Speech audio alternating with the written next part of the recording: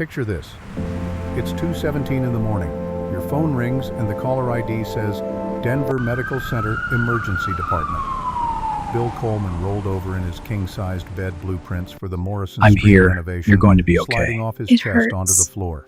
I know, just 35 rest. years in construction had taught him to read plans in his sleep, but nothing prepared him for what came next. The voice on the other end was professional but urgent, a woman who'd clearly delivered bad news before and hated every second of it.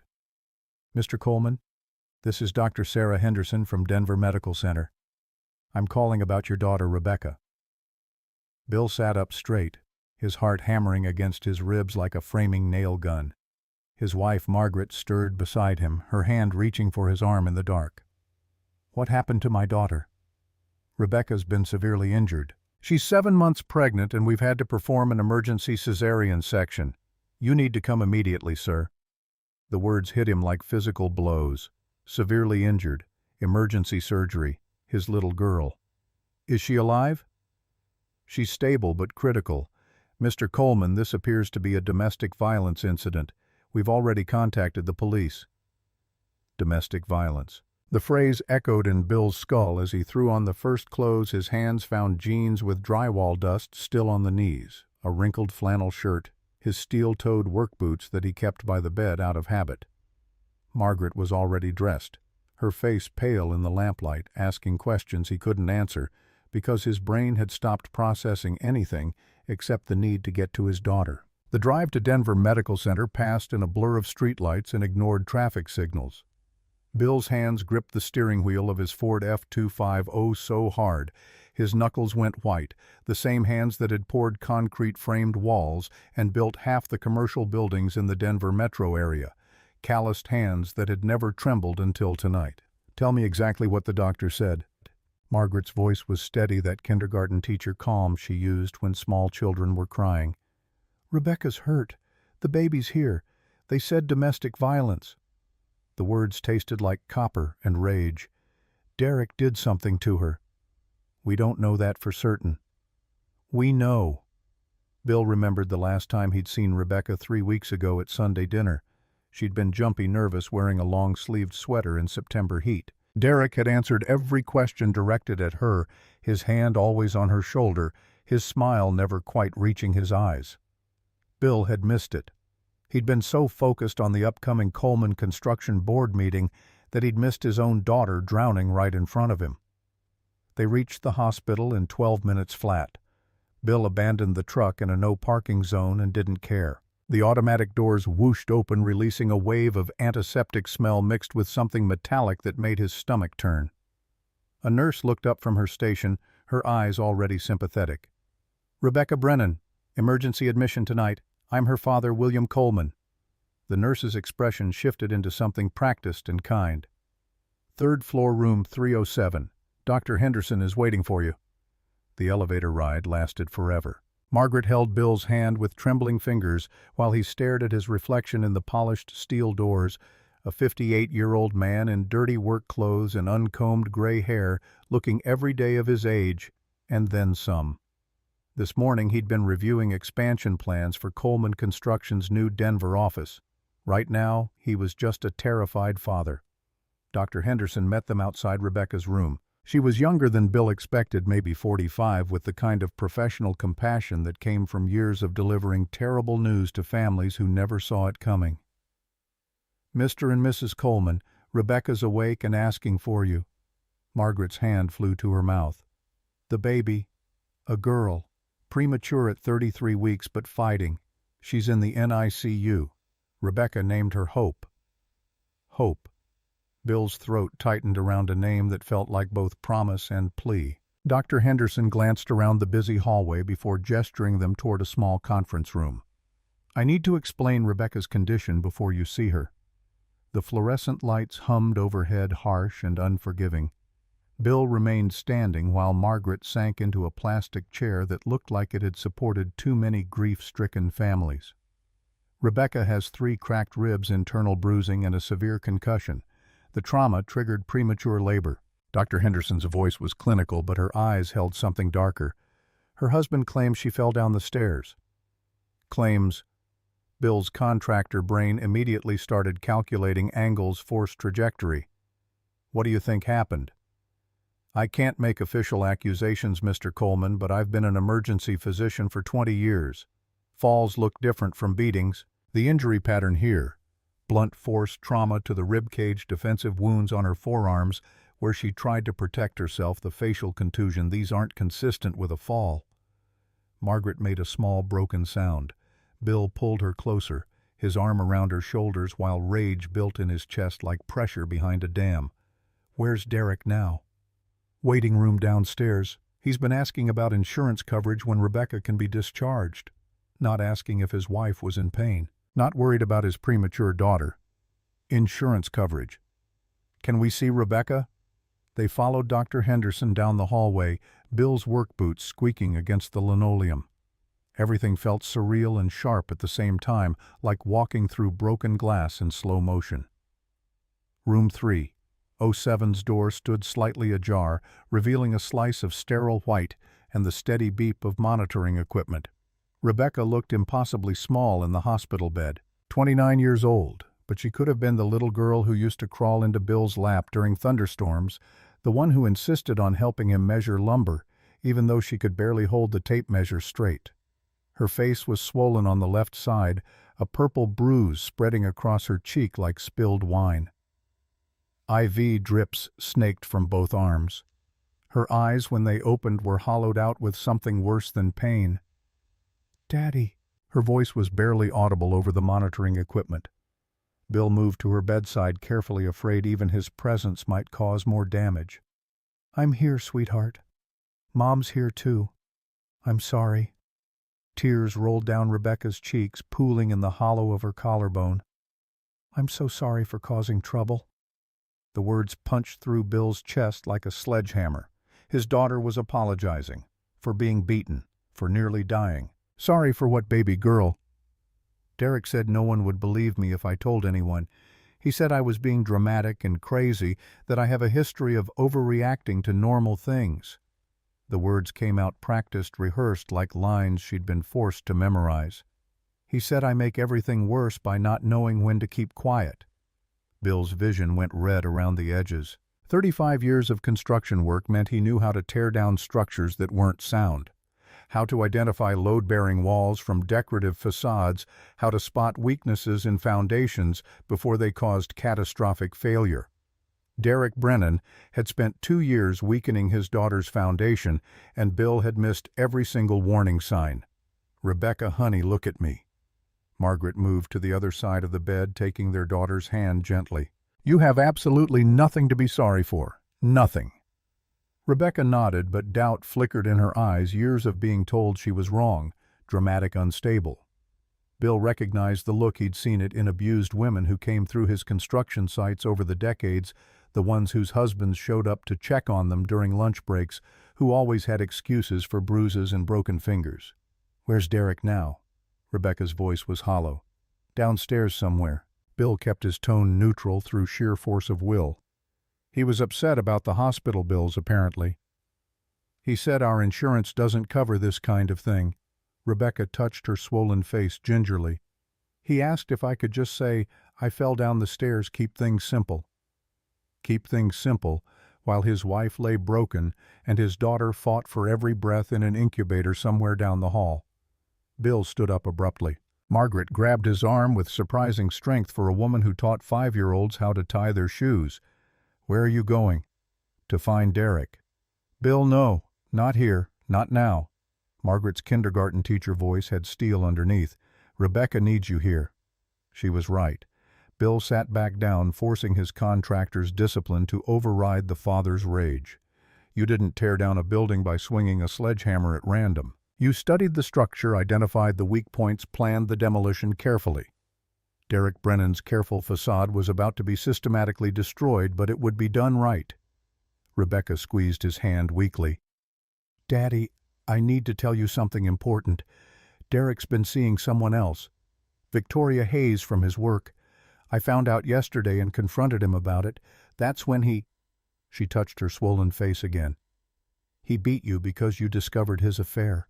Bill filed that detail away with all the others, building a mental blueprint of Derek's crimes. He said I was trying to ruin his life, that I was being jealous and irrational. He grabbed his golf club from the hallway closet. Rebecca's voice broke completely. He said I needed to learn my place and stop causing problems. A golf club. Bill added that to the growing list. Margaret was crying silently, her hand over her mouth. He hit me in the ribs. I fell down and he kicked me in the stomach. I begged him to stop because of the baby. Rebecca's tears came faster now. He said maybe losing the baby would teach me not to snoop through his things. The monitoring equipment beeped steadily, while Bill processed words that rewired something fundamental in his understanding of what human beings were capable of doing to each other. Derek hadn't just beaten Rebecca in a moment of rage. Derek had calculated, decided, chosen to hurt her where it would cause maximum damage. "We're going to take care of this, Rebecca. All of it." Bill's voice came out steady despite the earthquake happening inside his chest. He said no one would believe me over him. He has a good job, a good reputation. I'm just the emotional pregnant wife who can't handle normal stress. Rebecca's eyes searched her father's face for confirmation that Derek was right, that she was the problem. Bill looked at his daughter, really looked at her, and saw the way she hunched her shoulders, the automatic apology for existing, the fear in her eyes, even here, even safe. "Rebecca, how long has Derek been hurting you?" She was quiet for a long moment, the truth fighting against 2 years of conditioning. "He's never actually hit me before last night. But the yelling, the name-calling, controlling everything I do, that started about 2 years ago, right after we got married." 2 years. Bill had missed 2 years of his daughter being systematically destroyed. "Did he ever hit you before you got married?" "Once. When we were dating. I talked to a male co-worker at a company party and Derek said I was flirting, making him look bad. He pushed me against a wall in the parking garage." Rebecca's voice was completely flat now, emotionless. "But I probably deserved that. I wasn't being considerate of his feelings." The phrase hit Bill like a wrecking ball. His daughter thought she deserved to be hurt. "And the other time, last year, I bought groceries from the wrong store without checking with him first. He said I was wasting our money, being irresponsible." Rebecca looked down at her hands. "He grabbed my arm hard enough to leave bruises, but he apologized after, said he was stressed about work, that I needed to be more understanding." Margaret was openly sobbing now. Bill pulled her close while keeping his other hand on Rebecca's shoulder, anchoring his family together through sheer stubborn refusal to let Derek's damage be permanent. "I want to see my granddaughter." Bill needed to see something good, something worth protecting, something that Derek Brennan hadn't managed to destroy. Dr. Henderson appeared in the doorway as if summoned. "The NICU allows 2 visitors at a time. Would you like me to show you the way?" They walked through sterile hallways and double doors into a world of beeping machines and impossibly tiny fighters. Hope Elizabeth Coleman was in isolette number 7, barely 3 pounds 2 ounces, covered in wires and tubes that looked obscene against her translucent skin, but her tiny chest rose and fell steadily. Her fingers were perfectly formed miniatures. Her eyes, when they flickered open, were alert and aware. "She's beautiful."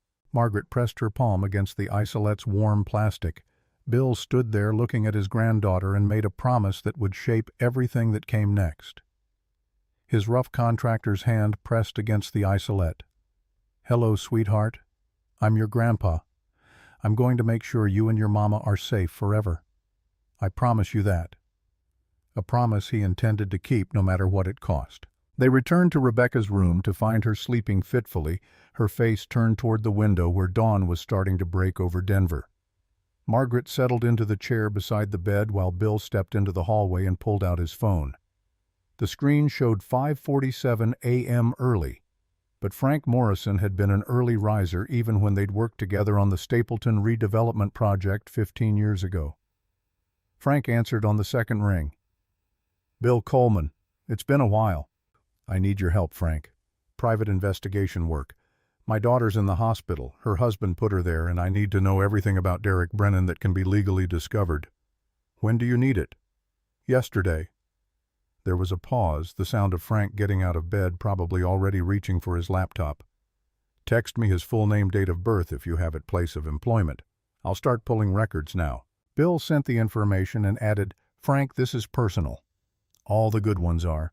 I'll call you in 2 hours with preliminary findings." The waiting room downstairs looked like every hospital waiting room Bill had ever seen: uncomfortable chairs, outdated magazines, fluorescent lights that made everyone look half dead. Derek Brennan sat in the corner by the vending machine's designer Ralph Lauren polo, still perfectly pressed despite the night's events, hair styled like he was about to walk into a business meeting. He had his phone pressed to his ear, voice low and urgent.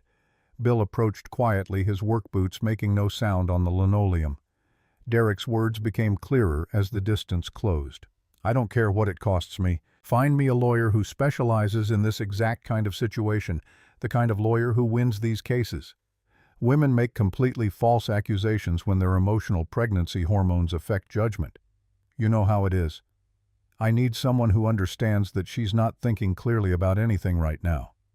Derek hung up and turned to find Bill standing directly behind him. For half a second, something ugly flickered across his face before the concerned husband mask snapped back into place.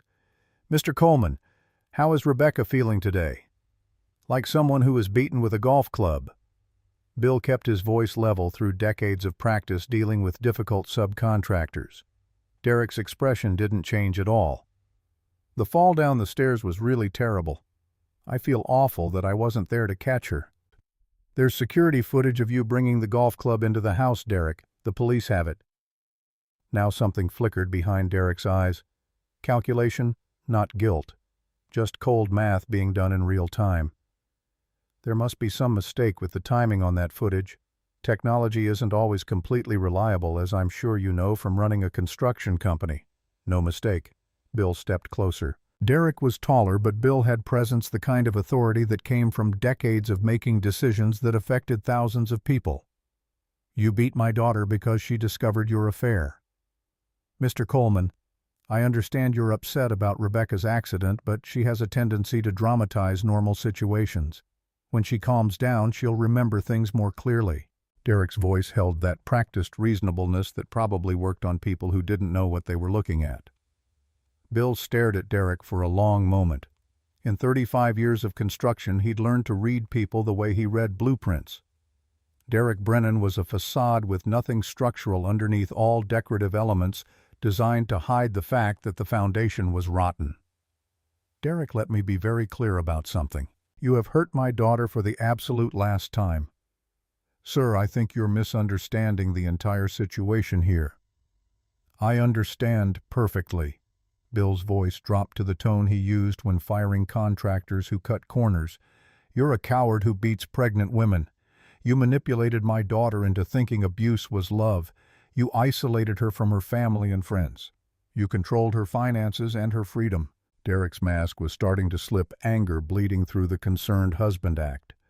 "Rebecca's told you her version of events, but there are always two sides to every story. Your side involves a golf club and my daughter in the ICU." Bill cut him off. "Look, Mr. Coleman, I know you're very successful in business. I respect that tremendously. Maybe we can work something out here. Financial compensation for medical bills. Maybe some kind of arrangement where Rebecca and the baby are taken care of without involving the courts unnecessarily. She doesn't need the stress of a trial in her current condition." Derek was offering to buy his way out. Bill smiled, and it wasn't a pleasant expression. "Derek, you have absolutely no idea who you're dealing with. Sir, you think you can intimidate me because you own a construction company, but I have rights. I know about Amanda Pierce." Bill watched Derek's face go completely white. $43,000. That's exactly what it cost you to make her drop her restraining order 3 years ago." Derek's mouth opened and closed silently. The concerned husband mask shattered into pieces that couldn't be glued back together. "How did you— I don't know what you're talking about." "I know everything about you, Derek. I know about your gambling debts. I know about your hidden credit cards. I know about your affair with Victoria Hayes." Bill leaned in close enough to see the sweat starting to bead on Derek's perfectly styled hairline. "I know you've been planning this for months, and I know you're not going to get away with it." You can't prove any of that. Derek's voice had lost all its smooth edges. I don't have to prove anything. Bill straightened up. The police will do that. The FBI will do that. The courts will do that. My job is just to make sure they have everything they need. He turned and walked away, leaving Derek standing alone by the vending machines. As Bill headed for the elevators, he pulled out his phone and texted Frank Morrison, "Need complete financial records, employment history, any and all legal issues. Also find me Amanda Pierce. I want to talk to her personally." The response came back 30 seconds later. Already on it. Bill rode the elevator back up to the 3rd floor, his mind already working through the next steps, the way he'd plan a complex construction project. Foundation first. You didn't build anything solid without laying proper groundwork. Derek Brennan had spent 2 years building a lie. Bill Coleman was about to systematically dismantle it piece by piece using every legal tool at his disposal. The NICU nurse recognized him when he returned. "She's been asking for you," she said, gesturing toward Hope's isolette. Bill washed his hands with the antiseptic soap scrubbing under his nails where construction dust had permanently stained the creases. He pulled on the sterile gown and approached isolette number 7. Hope was awake, her tiny eyes tracking movement. "Your daddy made a mistake, little girl." Bill's voice was barely a whisper. He thought being smart meant he could hurt people without consequences. He thought nobody would believe your mama because he had a good job and knew the right words to say. But he forgot something important. Hope's tiny fingers curled and uncurled. He forgot that some of us know how to build things that last, and some of us know exactly how to tear down structures that aren't sound. Bill pressed his rough palm against the warm plastic. "I built Coleman Construction with these hands, 1 brick at a time from nothing. Now I'm going to take your daddy apart the same way. Piece by piece, foundation to roof. And it's all going to be legal, documented, and permanent." His phone buzzed. Frank Morrison. Bill stepped away from the isolette and answered. "You're not going to believe what I found." Frank's voice held that particular edge that meant he'd discovered something significant. Derek Brennan, 32 years old, marketing manager at Patterson Marketing, makes $68,000 a year but lives like he makes twice that. Credit card debt. Significant. But that's not the interesting part. I found the restraining order Amanda Pierce filed in 2021. She dropped it 2 weeks later, and exactly 2 weeks after that, her student loans, $43,000, were paid off in a single transaction. Bill leaned against the NICU wall, his brain processing information the way it processed structural calculations. He bought her silence. "It gets better. I've got 2 former employers who won't talk on record because of NDAs, but their body language when I mentioned Derek's name said everything. And I found property records showing Derek took out a second mortgage on his house 6 months ago, $33,000. Did Rebecca sign the mortgage papers? According to the documents, yes. But I'm looking at the signature bill. It doesn't match her signature on the original deed from when they bought the house. Forged documents." Bill felt a cold satisfaction settle into his chest. "What else?" "Derek's been getting calls from a number registered to a known bookie. 3 calls yesterday alone, 2 the day before. This isn't casual betting, Bill. This is serious debt to serious people." "How much does he owe?" "I've got a source who says it's north of $120,000, the kind of debt that gets legs broken when it's not paid." Bill did the math immediately. A desperate man, a life insurance policy, a pregnant wife who was about to become very expensive. "Frank, I need you to pull every financial record on Derek and Rebecca's marriage. Credit cards, bank accounts, mortgages, everything. Already running it. Should have comprehensive results by this afternoon. One more thing. Find Amanda Pierce. I want to talk to her face to face. I'll have her contact information within the hour." Frank paused. "Bill, how bad is Rebecca?" 3 cracked ribs, internal bleeding, severe concussion. The baby's premature but fighting." Bill watched Hope through the isolette glass. Derek told her maybe losing the baby would teach her not to snoop through his things. Frank's silence spoke volumes. "Finally, I'll have everything you need by noon. And Bill, I'm sorry. Nobody should have to do this for their kid." Bill hung up and returned to Hope's isolette. A different nurse was checking the monitors, now adjusting tubes with practiced efficiency. "How is she this morning?" Bill asked. The nurse, her name tag read. Janet smiled. "Stronger than yesterday. Babies are natural fighters, especially when they have important reasons to fight." "What kind of reasons?" "Love, security, knowing someone's going to protect them no matter what." Janet looked at Bill carefully. "This baby's got a grandfather who's going to make sure she's completely safe. I can always tell." "How's that?" 40 years of nursing premature babies. I can always spot the real protectors." She adjusted Hope's feeding tube with gentle hands. "Your granddaughter's going to be just fine, Mr. Coleman. She's got good people fighting for her." Bill pressed his hand against the isolette one more time. "That's right, sweetheart. Grandpa's going to take care of everything that needs taking care of." His phone buzzed again. A text from Frank. "Found Amanda Pierce. She's willing to meet. Starbucks on Colfax Avenue, 2 p.m. today. She's been waiting 3 years for someone to believe her." Bill texted back, "I'll be there." He spent the next few hours rotating between Rebecca's room and the NICU, watching his daughter sleep and his granddaughter fight. Margaret brought him coffee from the hospital cafeteria around 9 along with a sandwich he couldn't taste. Derek didn't reappear, which was probably for the best. Bill wasn't sure he could maintain his composure if he had to look at his son-in-law's face again. At 1:30, Bill kissed Margaret goodbye and headed for his truck. The Starbucks on Colfax Avenue was 20 minutes away, located in a strip mall between a dry cleaner and a tax preparation service. He arrived 15 minutes early and ordered a black coffee he didn't drink, settling into a corner table where he could watch the door. Amanda Pierce walked in at exactly 2 o'clock.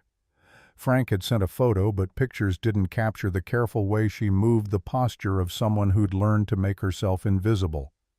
She was 31, but could have been 40 with the kind of careful neutrality that came from years of being afraid. Her eyes darted around the parking lot before she entered, checking for threats that might or might not be there. Bill stood when she approached. "Ms. Pierce, I'm Bill Coleman."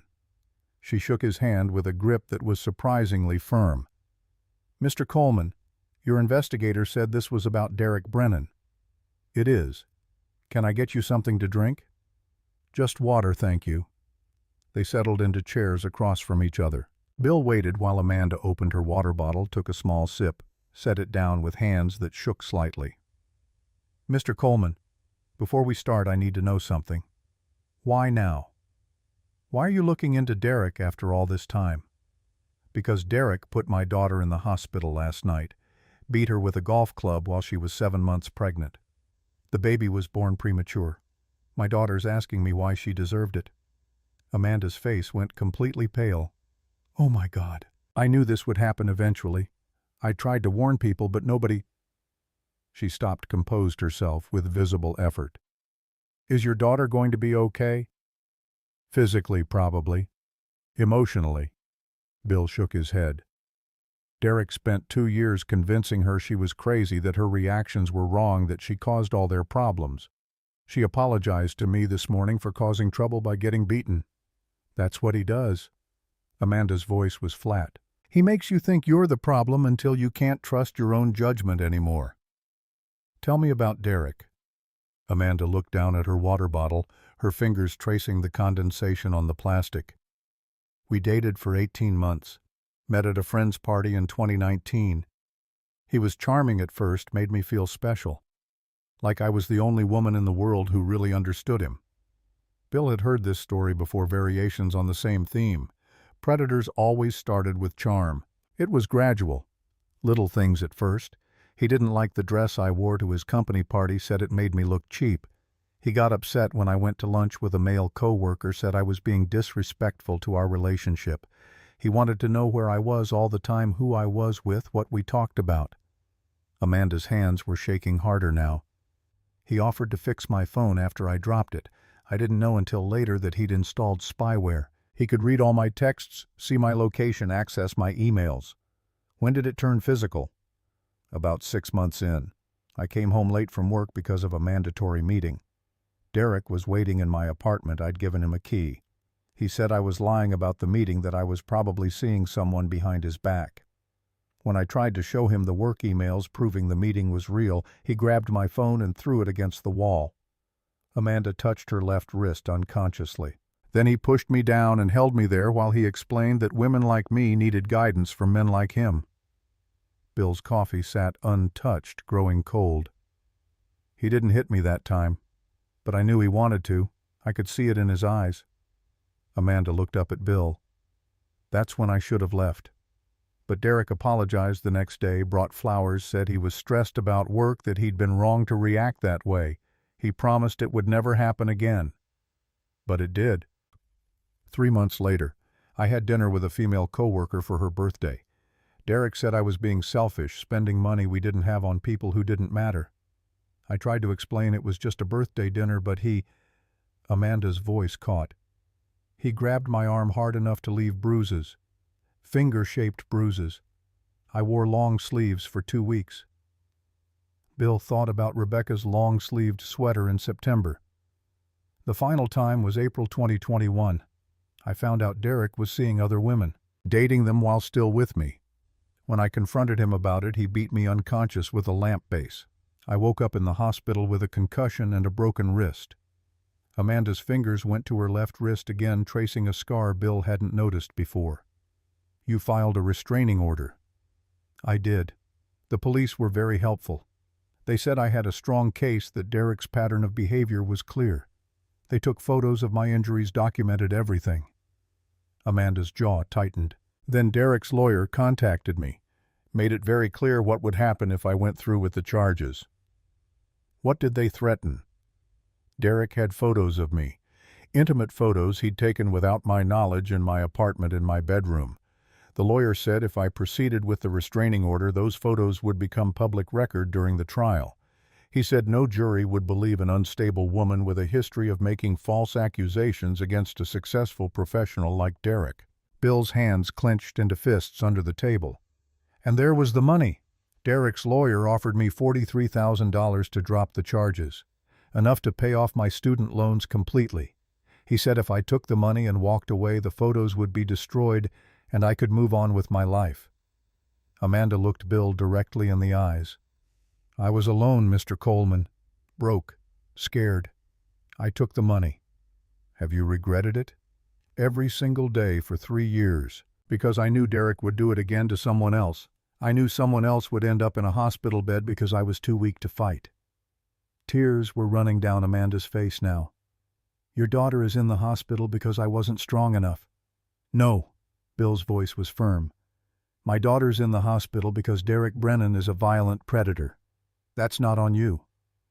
Amanda wiped her eyes with a paper napkin. Mr. Coleman, why did you want to meet with me? Because I need to know Derek's pattern. I need to understand how he operates, what tactics he uses, how he manipulates the system, and because I wanted to ask if you'd be willing to testify about what Derek did to you. Testify Derek paid me to drop the charges. There's no case. There will be. Derek's being charged with attempted murder, domestic violence, and probably 6 federal crimes by the time this is over. Your testimony establishes a pattern of behavior that prosecutors can use. Amanda was quiet for a long moment. If I testify, Derek will destroy me. He'll release those photos, he'll make me look like I'm lying for revenge, Derek won't be able to do anything because Derek's going to be in custody. Bill leaned forward. Ms. Pierce, I know you're scared. You have every right to be. But my daughter needs to know she's not alone, that Derek's done this before, that she's not crazy. And every woman Derek might hurt in the future needs Derek to be stopped permanently. I don't know if I'm strong enough. You got a restraining order 3 years ago when you had no support and no resources. You're strong enough. Bill pulled out his phone and showed Amanda a photo Margaret had sent Hope in her isolate tubes and wires everywhere, fighting for every breath. This is my granddaughter Hope. She's 3 pounds 2 ounces. Derek tried to kill her before she was born because her existence was inconvenient. Amanda stared at the photo. She's beautiful. She deserves to grow up in a world where men like Derek Brennan are in prison, not running free to hurt more women. You're right. Amanda's voice was stronger now. I'll testify. I'll tell them everything Derek did. And Mr. Coleman, There's something else you should know. What's that? After I dropped the charges, I stayed in contact with a domestic violence counselor. Last year, someone broke into my apartment. Didn't take anything valuable, just trashed the place. The next day, I got a text from Derek asking if I was having security problems, offering to help me find a better lock for my door. Derek was threatening you. Derek was reminding me what happens to loose ends. Amanda pulled out her phone and showed Bill the text message still saved after all this time. I saved everything, Mr. Coleman. Every text, every email, every piece of documentation I have about Derek. I've been keeping it for 3 years, waiting for the day when someone would finally believe me. Bill felt something shift in his chest, rage transforming into cold, tactical planning. Ms. Pierce, I'm going to need all of that documentation, and I'm going to need you to tell your story to my private investigator and to the police. Whatever you need. I'm done being scared of Derek Brennan. Amanda stood up. Your daughter is very lucky to have you fighting for her, Mr. Coleman. I should have been fighting for her 2 years ago. I should have seen what Derek was doing. Bill stood as well. I won't make that mistake again. They exchanged phone numbers. Bill watched Amanda drive away in a 10-year-old Honda Civic, her head checking the rearview mirror every few seconds. Derek had damaged her so thoroughly that 3 years later she was still looking over her shoulder. Bill's phone rang as he reached his truck. Frank Morrison, right on schedule. Tell me you have good news. Depends on your definition of good. I have Derek's complete financial history going back 5 years. Bill, this is bad. Rebecca didn't just marry an abuser. She married a con artist. Explain. Derek's opened 5 credit cards in Rebecca's name without her knowledge. Total debt on those cards is $47,000. The second mortgage I mentioned, forged signature, confirmed I had a handwriting expert look at it. But it gets worse. Derek cashed out Rebecca's 401k from her teaching job last year. $18,000 forged authorization. He also transferred $12,000 from Rebecca's inheritance money from her grandmother's estate into a private account Rebecca doesn't have access to. Bill leaned against his truck, processing numbers that added up to systematic theft. How much has he stolen from her total, conservatively $110,000 over the past 2 years?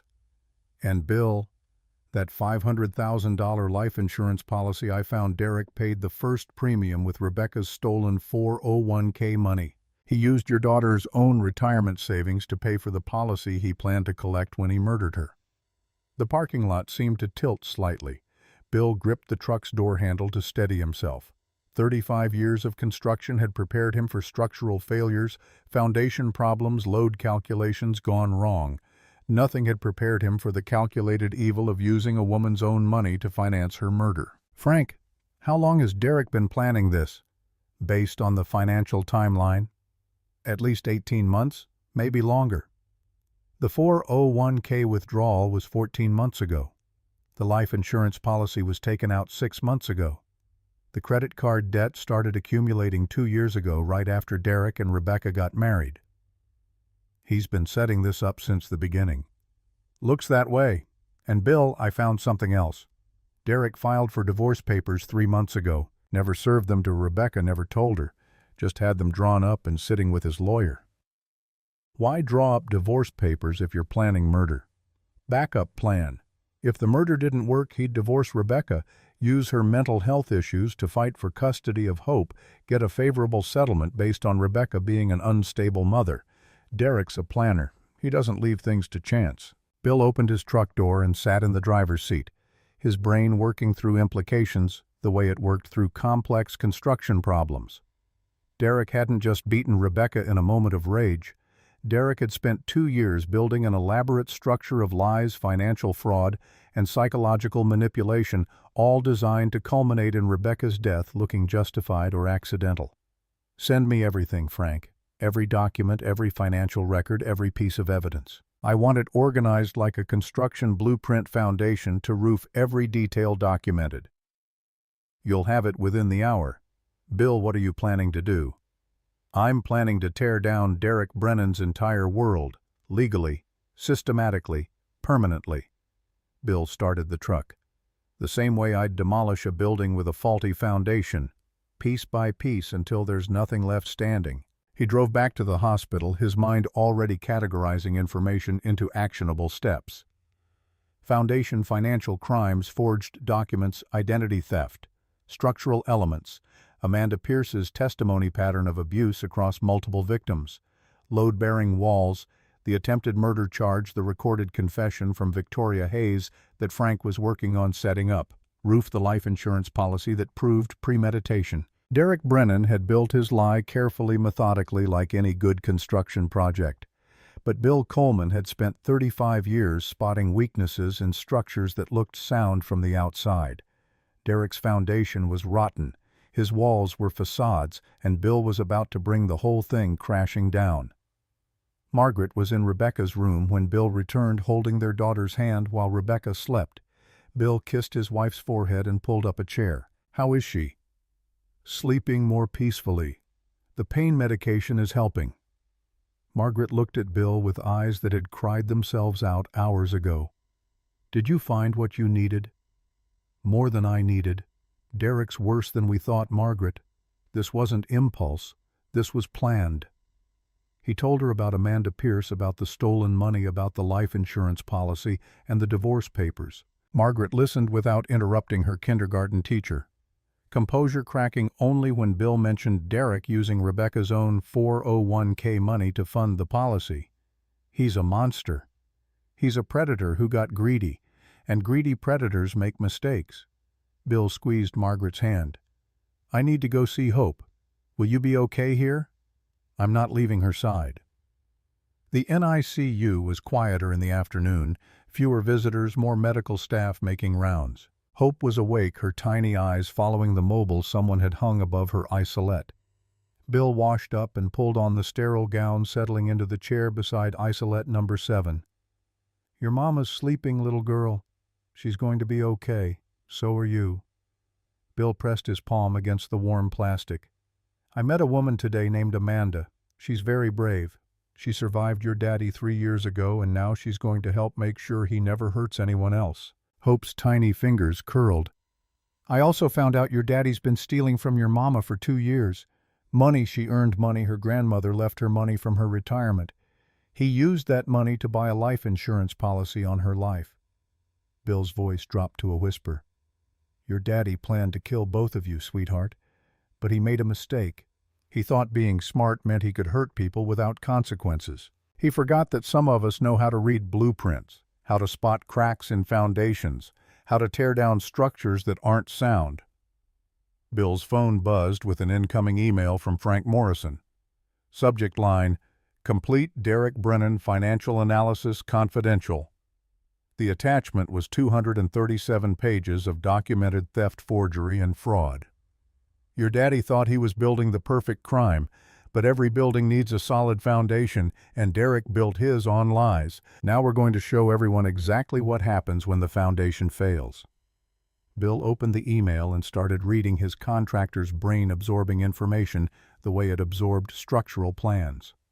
By the time Hope fell asleep an hour later, Bill had mentally cataloged every piece of evidence, every forged signature, every stolen dollar. The blueprint of Derek Brennan's destruction was taking shape. His phone rang. Detective James Rodriguez, Denver PD. Bill stepped out of the NICU to answer. "Mr. Coleman, I've been assigned to your daughter's case. I need to interview Rebecca when she's able to talk." "She's been through hell, Detective. Can you give her a few hours?" "I can give her until tomorrow morning, but then I need her statement. Derek Brennan's lawyer is already calling my captain, trying to get ahead of this. The longer we wait, the more time Derek has to build his defense." "What do you need from me?" "Everything you know about Derek's history, any evidence you've gathered, names of anyone who can speak to his pattern of behavior." Rodriguez paused. "Mr. Coleman, I've been working domestic violence cases for 20 years. I know how this goes.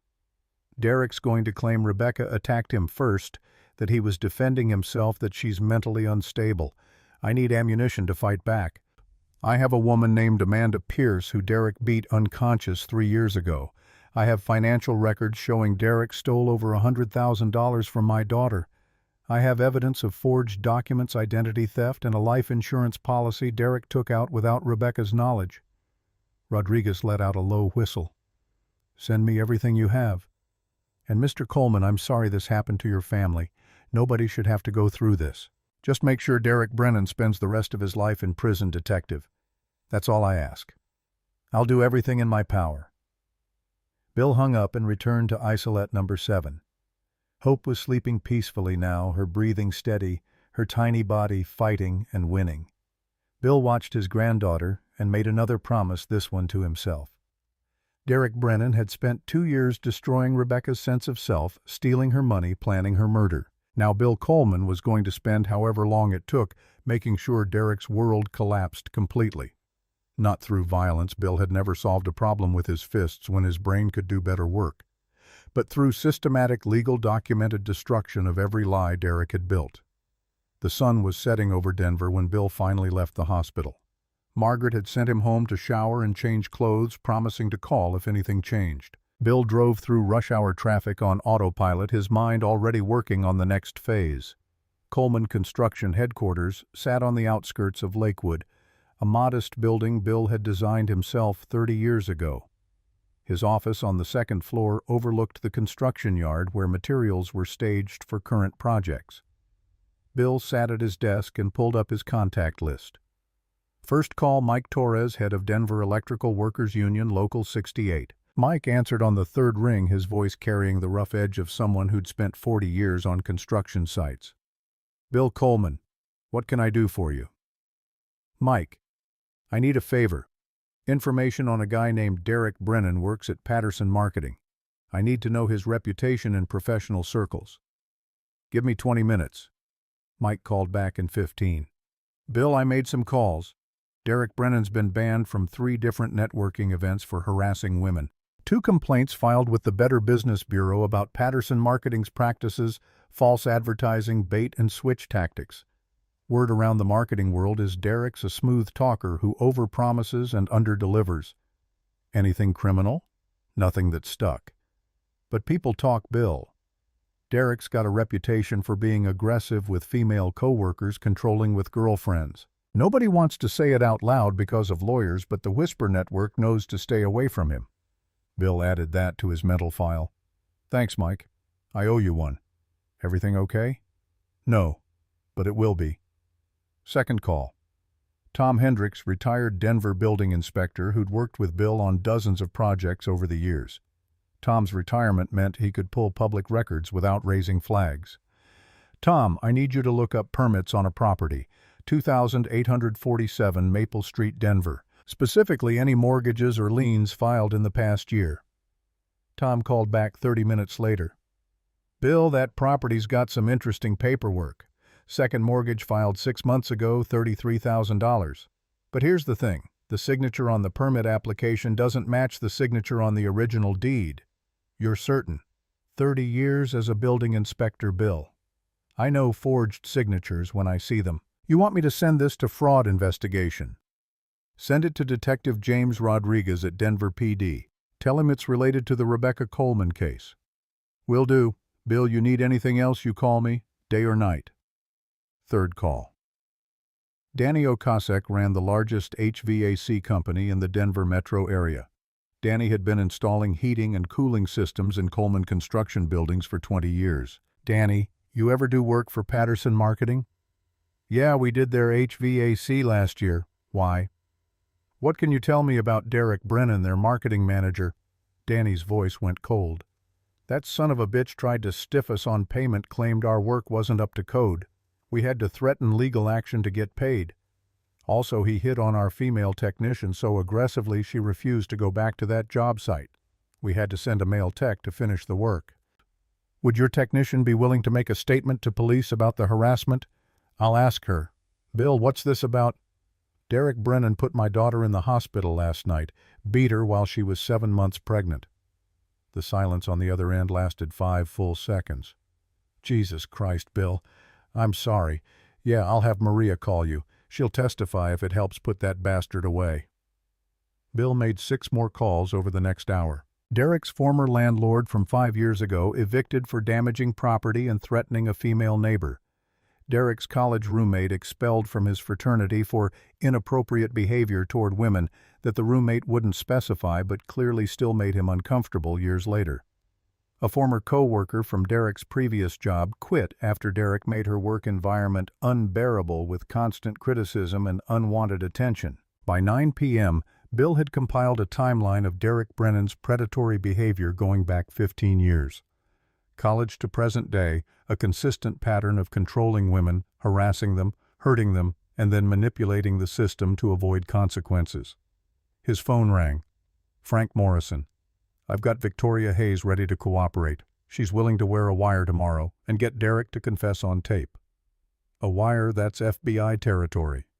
Detective Rodriguez called in favors. The FBI's interested because of the financial crimes, identity theft, wire fraud across state lines. They're coordinating with Denver PD. Frank paused. Bill, this is moving fast. Derek doesn't know what's coming for him. Good. The faster we move, the less time Derek has to manipulate anyone else. Bill hung up and sat in his office looking out over the construction yard. 35 years he'd been building things, houses, offices, schools, community centers. He'd built Coleman Construction from nothing into one of the most respected contractors in Colorado. He'd built a reputation for quality work, fair dealing, and finishing what he started. Now he was going to build a case against Derek Brennan that would be so comprehensive, so thoroughly documented, so structurally sound that no defense attorney in the world could knock it down. His phone buzzed with a text from Margaret. Rebecca's awake and asking for you. Come back when you can. Bill drove back to Denver Medical Center, the city lights blurring past his truck windows. He found Rebecca sitting up in bed, still pale but more alert than she'd been that morning. Daddy, where have you been? Working. Bill pulled up a chair and took his daughter's hand. Rebecca, I need you to listen carefully. Derek's in a lot of trouble, not just for hurting you, but for everything he's done over the past 2 years. He told her about the stolen money, the forged documents, the life insurance policy.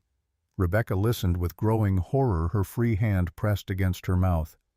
He used my 401k money to buy life insurance on me.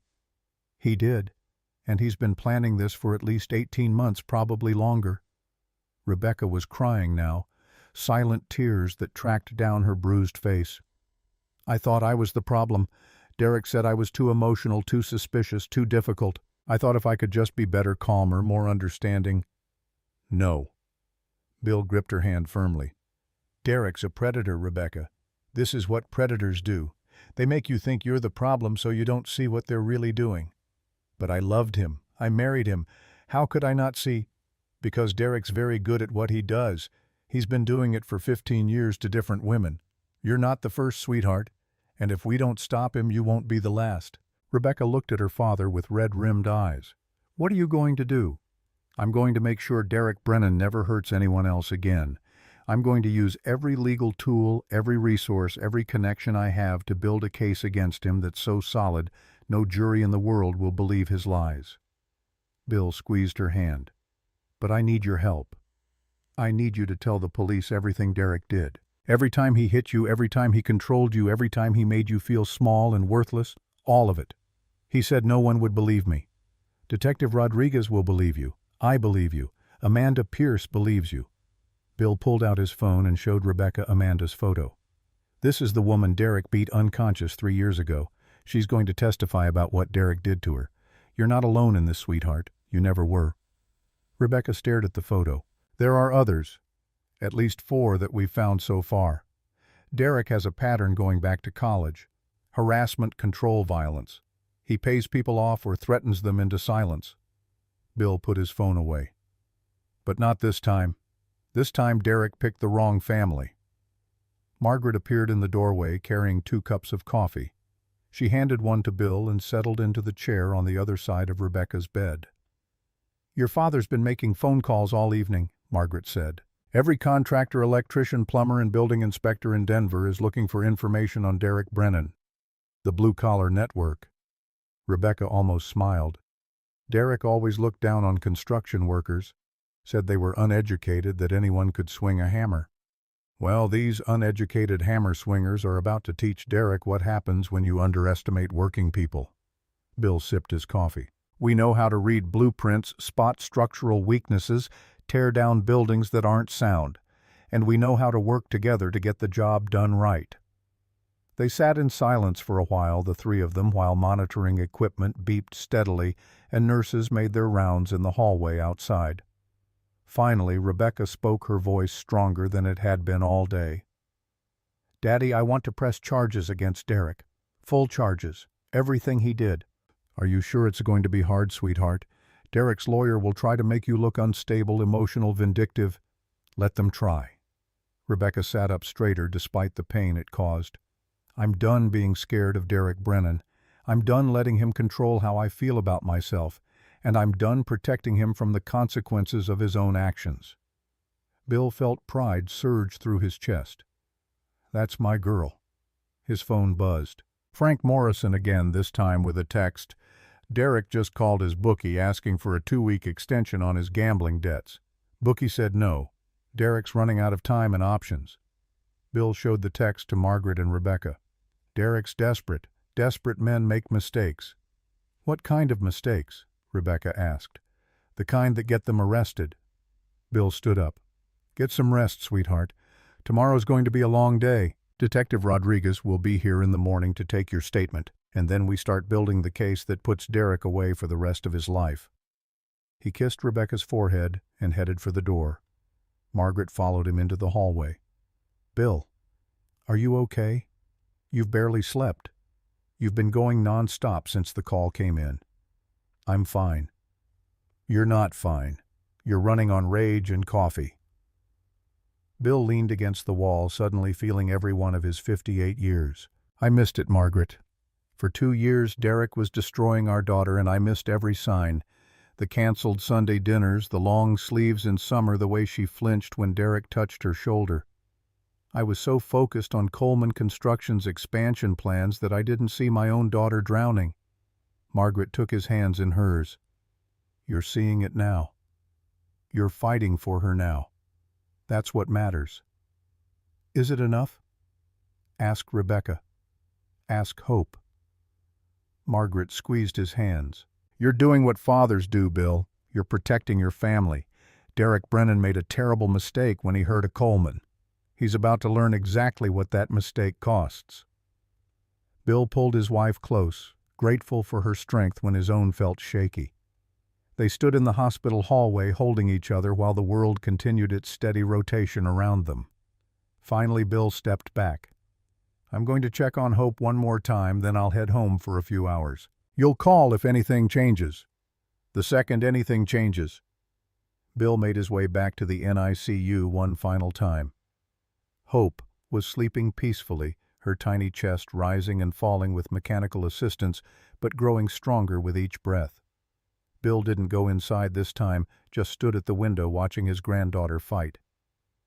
"Derek Brennan wants a war," Bill said quietly to the glass. "He's about to get one, but not the kind he's expecting, not fists and anger and violence, the kind that happens in courtrooms and FBI offices and jury boxes, the kind where every lie gets documented, every crime gets prosecuted, every victim gets heard. The kind Derek can't buy or threaten or manipulate his way out of." Bill pressed his palm against the NICU window. "Sleep well, little Hope. Grandpa's got work to do." He drove home through empty Denver streets, his brain already planning tomorrow. Victoria Hayes wearing a wire. Derek confessing on tape. The systematic dismantling of every lie Derek had built. Bill Coleman had spent 35 years building structures designed to last. Now he was going to tear down Derek Brennan's house of cards, and he was going to do it legally, methodically, permanently. Derek Brennan thought being smart meant you could hurt people without consequences. He was about to learn what happened when a blue-collar contractor who'd built half of Denver decided to destroy someone completely. The demolition was about to begin. Victoria Hayes sat in her Honda Accord in the Patterson Marketing parking lot at 12:30 on Tuesday afternoon, wearing a wire that felt like it weighed 50 pounds despite being smaller than a credit card. Detective Rodriguez's voice came through her earpiece, calm and professional. "Victoria, remember, just get Derek talking. Let him explain himself. Don't push too hard." Her hands shook on the steering wheel. "What if he suspects something?" "Derek thinks you're on his side. Use that to your advantage." Rodriguez paused. You're doing the right thing. Rebecca Coleman and her baby deserve justice. Victoria closed her eyes and saw Rebecca's face in the hospital photos Frank Morrison had shown her yesterday. Bruises the color of rotting fruit, tubes and wires everywhere. A newborn fighting for breath in an incubator. All because Derek had sent fake text messages from Victoria's phone to create evidence of an affair that never existed. She got out of the car and walked toward the building entrance, her heels clicking against asphalt still hot from morning sun. The wire taped to her rib cage felt cold and uncomfortable, a constant reminder of what she was about to do. Derek was at his desk when Victoria reached his office on the second floor. He looked up with obvious relief washing over his face, his designer Ralph Lauren polo still perfectly pressed despite everything falling apart around him. Victoria, thank God. Finally, someone who understands what I'm going through. She forced herself to smile. Derek, are you okay? I heard about Rebecca's accident. Accident? Derek laughed bitterly. Rebecca's in the hospital making all these crazy accusations, telling people I hurt her on purpose, that I planned it. It's completely insane. Victoria sat down in the chair across from his desk, crossing her legs and leaning forward with practiced concern. That must be so difficult for you. You have no idea. Rebecca's father is trying to turn this into some kind of criminal case. William Coleman thinks his money and influence can railroad me. Derek ran his fingers through his perfectly styled hair. But I didn't do anything wrong. Rebecca fell down the stairs. I wasn't even home when it happened. Victoria's pulse quickened. The doorbell footage showed Derek bringing the golf club into the house at 10:47 p.m., directly contradicting his story about not being home. She needed to get him to dig himself deeper. Wait, I thought you texted me from home when it happened. Derek's expression flickered half a second of calculation before the concerned husband mask snapped back into place. I got home right after she fell. Found her at the bottom of the stairs. It was horrible, Victoria. Blood everywhere. I called 911 immediately. The lie came so smoothly Victoria almost believed it herself. She touched the wire under her blouse, drawing strength from knowing Rodriguez was listening to every word. Derek, I need to talk to you about something. Those text messages between us. What about them? Some of them were pretty explicit. Sexual? Planning meetings? Victoria watched his face carefully. I don't remember sending messages like that. Derek's eyes sharpened. Victoria, you've been under a lot of stress at work lately. Maybe you don't remember everything clearly. I would remember telling a married man I loved him and wanted him to leave his wife. The air in the office grew thick with tension. Derek stood up and closed his door, the click of the lock unnaturally loud. Victoria's heart hammered against her ribs where the wire was taped. Victoria, I need you to understand something. Rebecca's trying to destroy me. She'll say anything, do anything to make me look bad. Derek leaned against his desk, arms crossed. She's been unstable for months, paranoid about you and me going through my phone making scenes. Pregnancy hormones have made her completely irrational. Even if that's true, I still didn't send those messages. Then how do you explain them? They came from your phone number. Victoria took a breath, remembering Rodriguez's coaching. Let Derek talk himself into corners. You tell me, Derek. You're the one who set up my new phone 2 months ago. You had it for an entire weekend. Derek went very still. The mask slipped just slightly, revealing something cold and calculating underneath. Are you accusing me of something? I'm saying I didn't write those messages. Someone had to send them. Derek sat down heavily in his chair. Look, Victoria, I was under a lot of pressure, financial pressure. Rebecca spends money we don't have. She's driving us into bankruptcy. Rebecca doesn't control your finances, Derek. You do. The baby was going to make everything worse, more expenses I couldn't afford. Derek's voice had lost its smooth edges, desperation bleeding through. I had debts, obligations, people calling me every day demanding payment. Victoria felt sick. Derek, are you saying you hurt Rebecca because of money? I'm saying Rebecca's pregnancy was poorly timed for my financial situation. I had to handle things somehow. Handle things how? By creating a fake affair to make her look paranoid, by beating her with a golf club. Derek looked directly at Victoria, and for the first time she saw him completely unmasked. No charm, no concern, just cold mathematical assessment.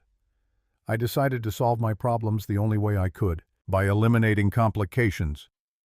The words hung in the air like poison gas. Victoria's hands gripped her chair arms to stop them from shaking. Eliminating complications. You mean killing Rebecca? I mean handling things my way. Clean, simple. One incident that solved all my problems at once. Derek's expression hardened. Except Rebecca survived. Now I'm dealing with complications I didn't plan for. Victoria forced herself to keep pushing. Like William Coleman. William Coleman thinks his money makes him untouchable. That rich contractor who built half the city thinks he can use his influence to destroy me. Derek leaned forward. He's about to learn that wealthy men have just as much to lose as poor men, sometimes more. Derek, are you threatening Mr. Coleman? I'm stating facts. Everyone has secrets, business practices, financial arrangements, personal indiscretions. Derek's smile held no warmth. I'm planning to level the playing field. Victoria stood up, her legs unsteady. I need to go. Victoria, wait. You understand, right? You understand why I had to do what I did. She looked at him one final time. This man she'd thought was a dedicated husband, a hard-working professional, someone worth defending. No, Derek, I don't understand at all. Victoria walked out of his office on legs that felt like they might collapse at any moment. She made it to her car before the tears started. Detective Rodriguez was already there, leaning against an unmarked van parked 3 spaces away. Did you get it? Victoria's voice came out strangled. Rodriguez held up a recording device, his expression grim with satisfaction. Every word. Derek Brennan just confessed to premeditated murder on tape. 2 hours later, Frank Morrison called Bill at Coleman Construction headquarters with news that made 35 years of construction problems seem simple by comparison. Derek's financial situation is worse than we thought. Much worse. Bill put the call on speaker and pulled up the spreadsheet Frank had sent. Numbers scrolled across his screen in neat columns that told a story of systematic theft spanning 24 months. Talk me through it. Derek opened 5 credit cards in Rebecca's name without her knowledge. Total debt, $47,000. We confirmed the forged signature on the second mortgage, $33,000. The 401k withdrawal was $18,000, also forged authorization. And he transferred $12,000 from Rebecca's grandmother's inheritance into an account she can't access. Frank's voice carried the flat tone of someone who'd seen too much human ugliness. Total theft, $110,000 over 2 years. Bill's hands clenched into fists. He's been stealing from her since they got married. It gets sicker. That $500,000 life insurance policy, Derek paid the first premium with Rebecca's 401k money. He literally used your daughter's retirement savings to finance the policy he planned to collect when he murdered her. The construction yard outside Bill's window blurred. He gripped the edge of his desk knuckles, going white against dark wood. How long has he been planning this? Based on financial timestamps, minimum 18 months. The 401k theft happened 14 months ago. Life insurance, 6 months ago. Credit card fraud started immediately after marriage. Frank paused. Bill, there's more. Derek filed divorce papers 3 months ago. Never served them, never told Rebecca. Just had them sitting with his attorney. Backup plan. Bill's contractor brain immediately understood the strategy. If murder didn't work, divorce with custody battle. Use Rebecca's mental health history to paint her as unstable mother, get favorable settlement. Exactly. Derek doesn't leave things to chance. He's a planner. Bill stared at the spreadsheet, seeing not just numbers, but a blueprint of calculated evil. Derek had built his crime the way Bill built commercial buildings, foundation first, then framing, then finish work. 2 years of preparation for a murder that was supposed to look justified.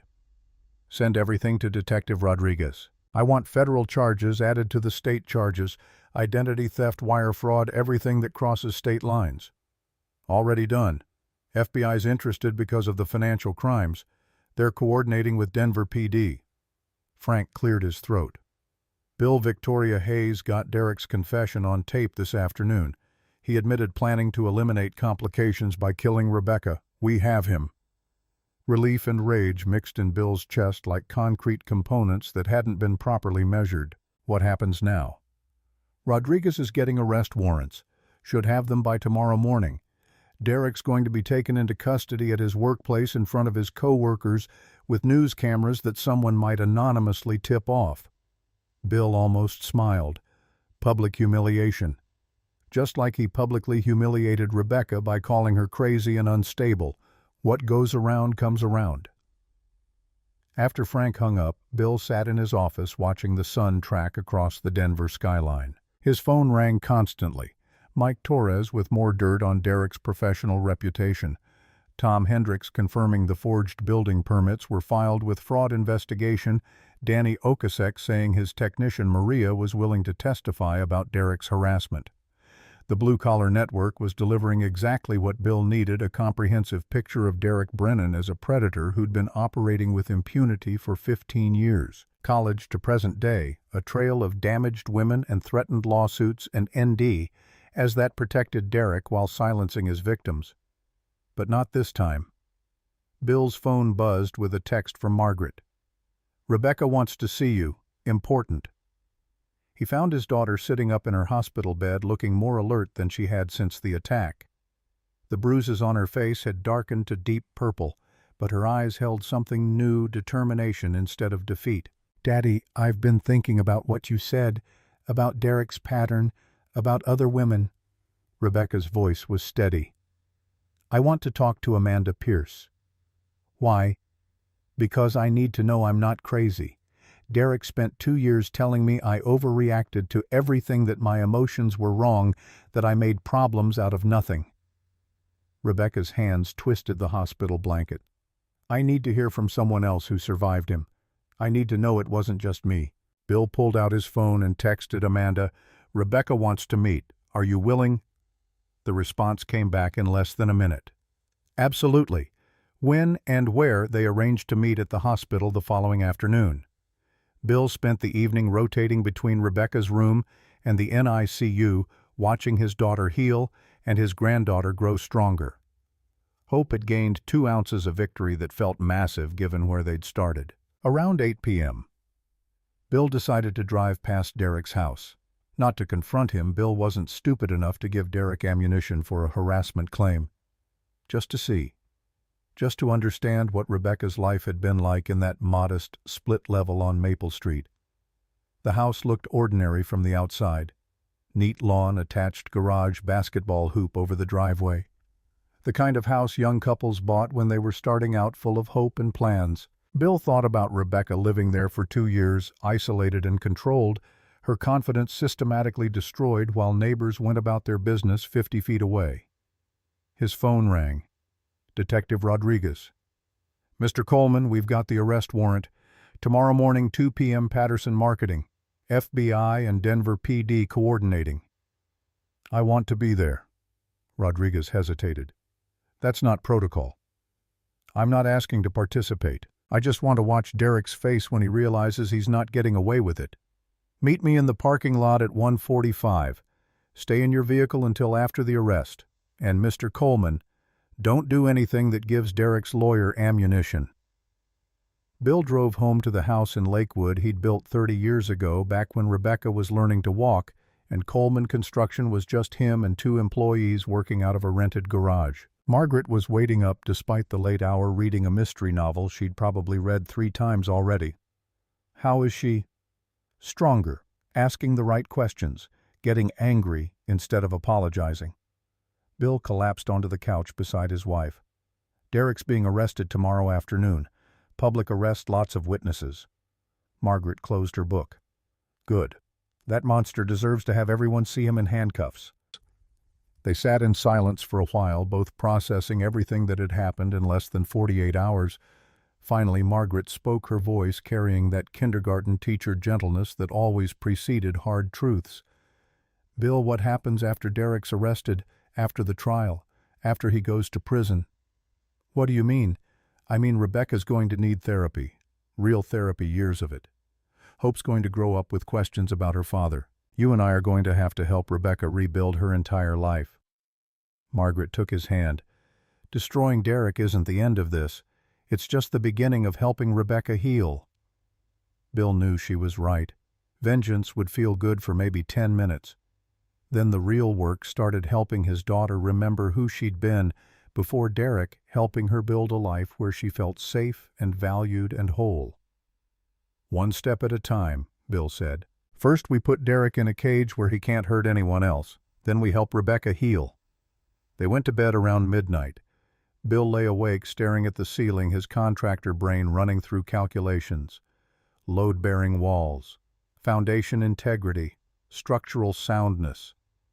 Derek's entire edifice of lies was about to collapse, and Bill was going to make sure the rubble buried Derek completely. His phone buzzed at 2 a.m. with an email from Frank Morrison. Subject line, "Derek's complete criminal history. You need to see this." Bill opened the attachment and started reading. By the time dawn broke over Denver, he'd absorbed 15 years of carefully documented predatory behavior. 3 ex-girlfriends willing to testify, 2 former co-workers with harassment complaints, 1 college roommate who'd reported Derek to campus security for stalking behavior that resulted in Derek's expulsion from his fraternity. The pattern was unmistakable. Derek found vulnerable women, isolated them, controlled them, hurt them, then threatened or paid them into silence. He'd refined his technique over 15 years until he could destroy someone's sense of self in under 6 months. But Derek had made a critical error. He'd chosen Bill Coleman's daughter. Bill showered and dressed in his work clothes, jeans, flannel shirt, steel-toed boots, the uniform of a man who'd built half of Denver with his own hands. He stopped by the hospital before heading to Patterson Marketing, spending 30 minutes with Rebecca and another 30 watching Hope sleep. "Today's the day?" Rebecca asked when Bill kissed her goodbye. "Today's the day Derek Brennan learns he picked the wrong family." Bill arrived at Patterson Marketing at 1:45 exactly. The parking lot was moderately full, a typical Tuesday afternoon. Detective Rodriguez was waiting in an unmarked sedan along with 2 FBI agents Bill didn't recognize. "Mr. Coleman, this is Special Agent Chen and Special Agent Williams. They're handling the federal charges." Agent Chen was a woman in her 40s with sharp eyes and a no-nonsense demeanor. "Mr. Coleman, your daughter's case has exposed a much larger pattern of criminal behavior. We've found evidence Derek Brennan has been committing identity theft and wire fraud for over a decade." "How many victims?" "At least 7 women we know of. Probably more." Agent Chen's jaw tightened. "Derek's been very good at avoiding prosecution. Today that ends." At exactly 2 p.m., 3 vehicles pulled into the Patterson Marketing lot, 2 Denver PD cruisers and an FBI van. Rodriguez and the agents got out, their movements coordinated and professional. Bill stayed in his truck watching through the windshield as they entered the building. 15 minutes later, employees started gathering at the second-floor windows. Bill could see them pointing, pulling out phones, clearly filming whatever was happening inside. Good. Let everyone see Derek's carefully constructed reputation crumble in real time. Derek emerged in handcuffs 5 minutes later, flanked by Rodriguez and Agent Chen. His Ralph Lauren polo was rumpled now, his perfect hair disheveled, his face cycling through emotions too fast to track. Bill got out of his truck and stood by the hood, arms crossed, making sure Derek saw him. Their eyes met across 30 feet of asphalt. Derek's mouth moved words Bill couldn't hear but could guess. Accusations, threats, blame. The same manipulation tactics that had worked on Rebecca for 2 years. But Bill wasn't Rebecca. Bill was a man who'd spent 35 years reading blueprints and spotting structural weaknesses. He saw Derek Brennan clearly, just a predator in handcuffs, his power stripped away, his lies exposed.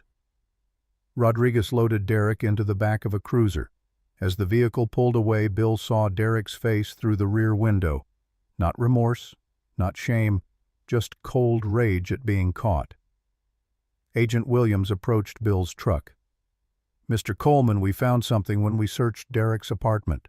Computer files, plans." "What kind of plans?" "Detailed notes on how to make your daughter's death look like a pregnancy complication.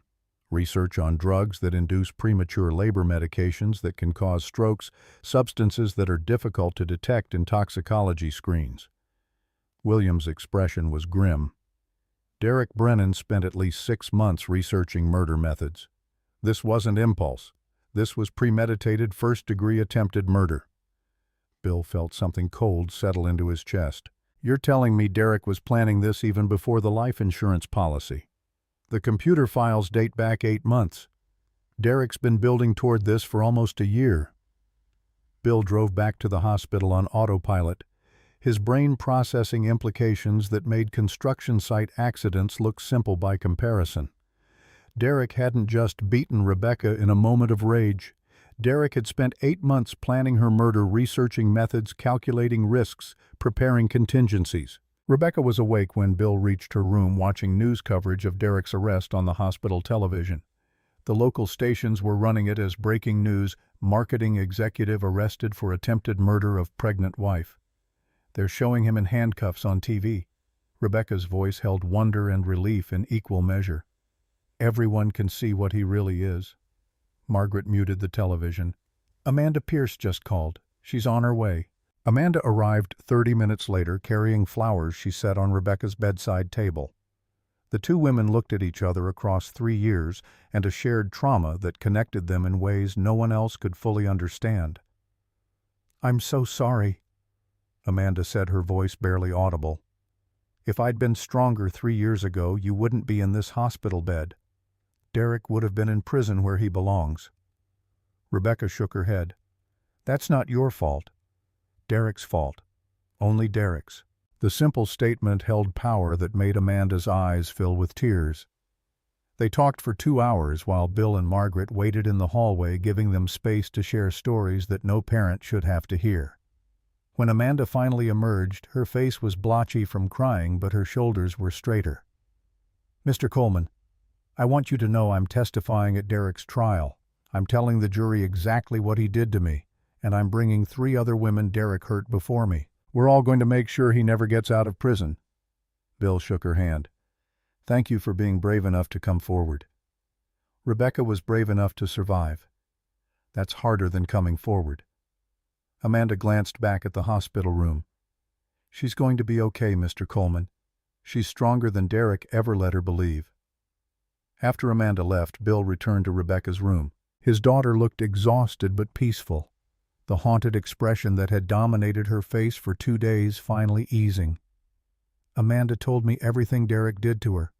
The spyware, the blackmail photos, the threats." Rebecca's voice was quiet. "It was exactly what he did to me. Word for word, tactic for tactic, like he had a script he followed. Predators do have scripts. They find what works and they repeat it." Bill sat down beside the bed. But here's what Derek didn't count on: his victims talking to each other, comparing notes, realizing they weren't alone.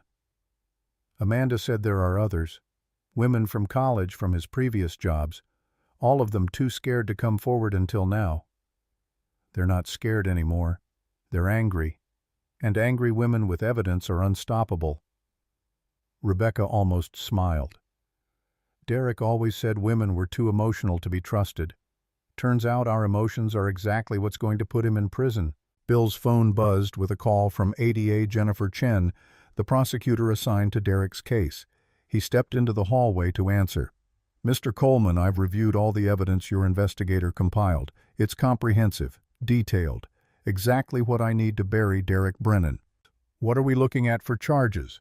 "Attempted murder in the first degree, aggravated domestic violence, 5 counts of identity theft, 3 counts of wire fraud, conspiracy to commit murder, and about a dozen more financial crimes the FBI is still cataloging." Chen's voice held satisfaction. "Derek's looking at 25 to 30 years minimum if convicted on all counts."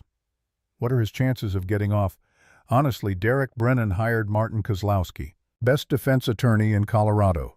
Kozlowski specializes in getting domestic violence defendants acquitted by putting victims on trial instead." Chen paused. "He's going to attack Rebecca's credibility, her mental health history, any time she's been emotional or made a complaint about anyone. Kozlowski will paint her as an unstable woman who attacked Derek, and is now lying about it. Bill's jaw tightened. What do we need to beat that strategy? Amanda Pierce's testimony establishing Derek's pattern, the financial records proving premeditation, Victoria Hayes's recorded confession, and Rebecca being strong enough to withstand Kozlowski's cross-examination without breaking. Rebecca's strong. She survived Derek for 2 years. She can survive his lawyer for a few hours? I hope you're right, Mr. Coleman, because Kozlowski's won 7 out of his last 10 domestic violence cases. He's very good at what he does.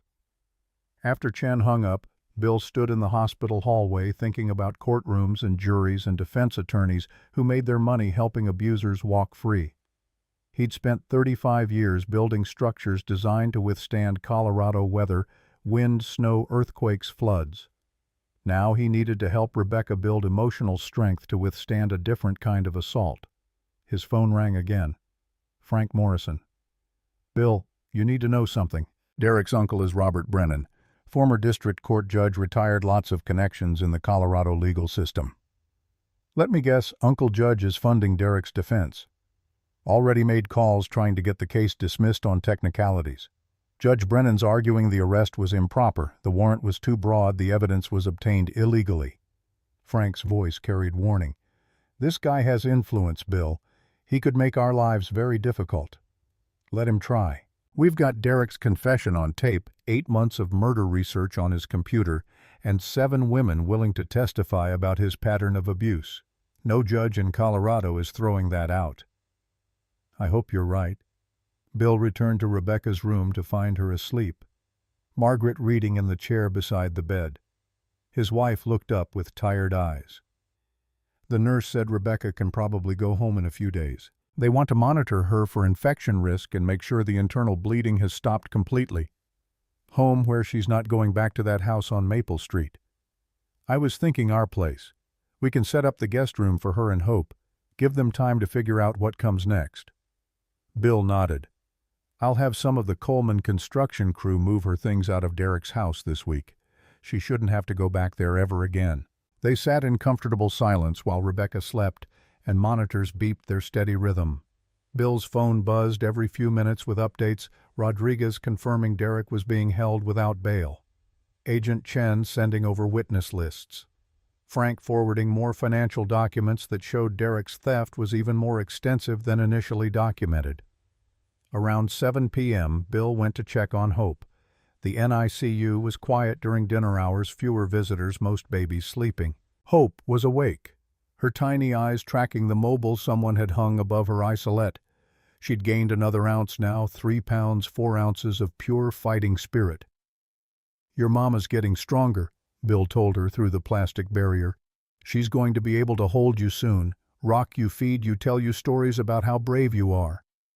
Hope's fingers curled and uncurled. Your daddy's in jail right now. He's probably sitting in a cell wondering how everything went wrong so fast. But it went wrong because he picked the wrong family to hurt. The Colemans don't break easy, sweetheart. We're built to last. Bill's phone rang. Detective Rodriguez. Mr. Coleman, Derek's asking for a lawyer meeting. He wants to make a statement. What kind of statement? Not sure yet. His attorney's blocking us from interviewing him directly. But Derek's already changing his story. First he said Rebecca fell downstairs. Now he's saying she attacked him with the golf club and he was defending himself. Bill gripped the phone hard enough to make his knuckles ache. He's lying. Of course he's lying. But Kozlowski's good at making lies sound believable. He'll put Derek on the stand, have him cry about how scared he was of his unstable pregnant wife, how he was just trying to protect himself. Rodriguez's voice hardened. We need to make sure the jury sees through the performance. What do you need from me? Keep compiling evidence. Keep finding witnesses. Keep building the case until it's so overwhelming, no jury can ignore it. Rodriguez paused. And Mr. Coleman, prepare Rebecca. Kozlowski's going to try to destroy her on the stand. She needs to be ready. Bill hung up and looked at his granddaughter sleeping peacefully in her isolette.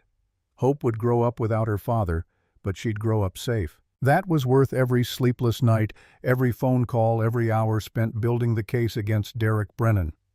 His phone buzzed with a text from Frank. Found 3 more women Derek harassed at previous jobs. all willing to testify. Derek's pattern goes back to 2008. Bill typed back, "Send me their contact information. I want to thank them personally." He spent the next hour calling women he'd never met, thanking them for their courage in coming forward. Each conversation followed the same pattern: initial fear, then relief that someone believed them, then determination to make sure Derek couldn't hurt anyone else. By the time Bill returned to Rebecca's room, it was after 9 p.m. Margaret had dozed off in her chair.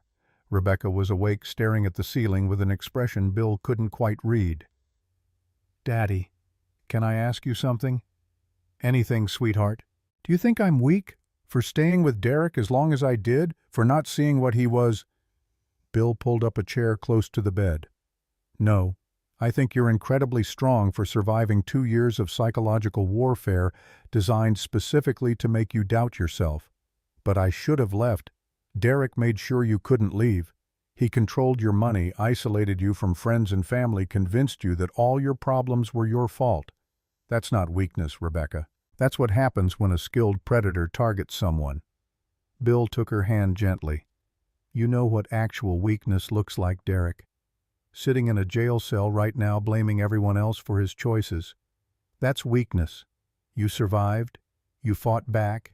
You pressed charges. That's strength." Rebecca's eyes filled with tears. "I loved him, Daddy. Even knowing what he did, part of me still—" "That's normal.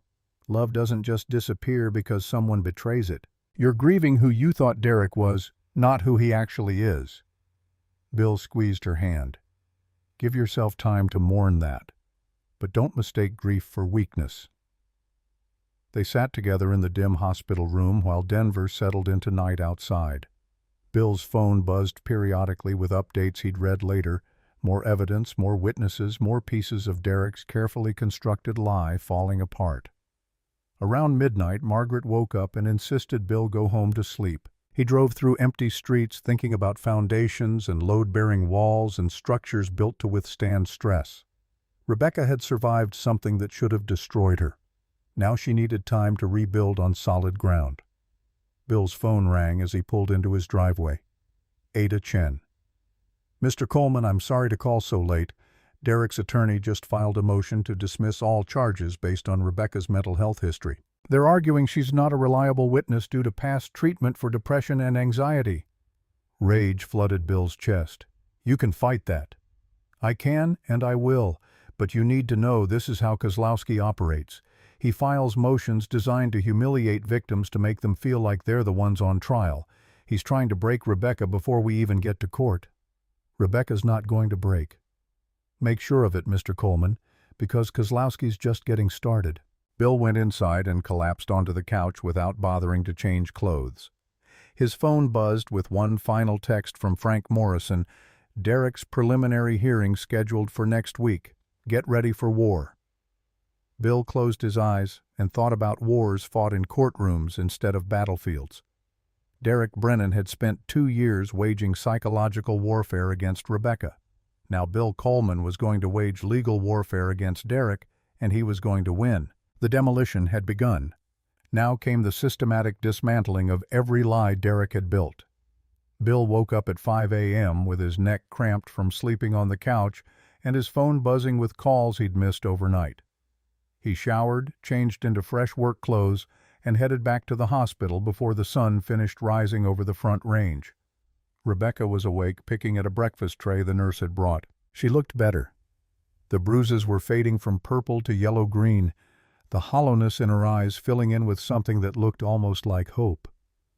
"Daddy, I've been thinking about the trial, about testifying." Rebecca set down her fork. "I want to do it.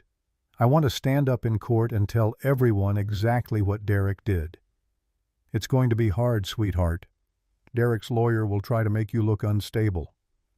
"Let him try. I'm done being scared of what people think of me." Rebecca's voice carried new steel.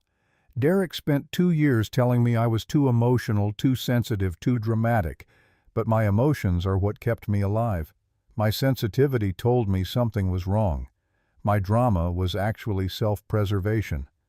Bill felt pride surge through his chest. "That's my girl. I want to see Hope this morning. Can we go to the NICU? The nurse wheeled Rebecca down to the NICU in a wheelchair despite Rebecca's protests that she could walk. Bill followed, watching his daughter's face transform when she saw Hope for the first time since giving birth. She's so small. Rebecca pressed her hand against the isolette. But she's fighting. Look at her breathing on her own.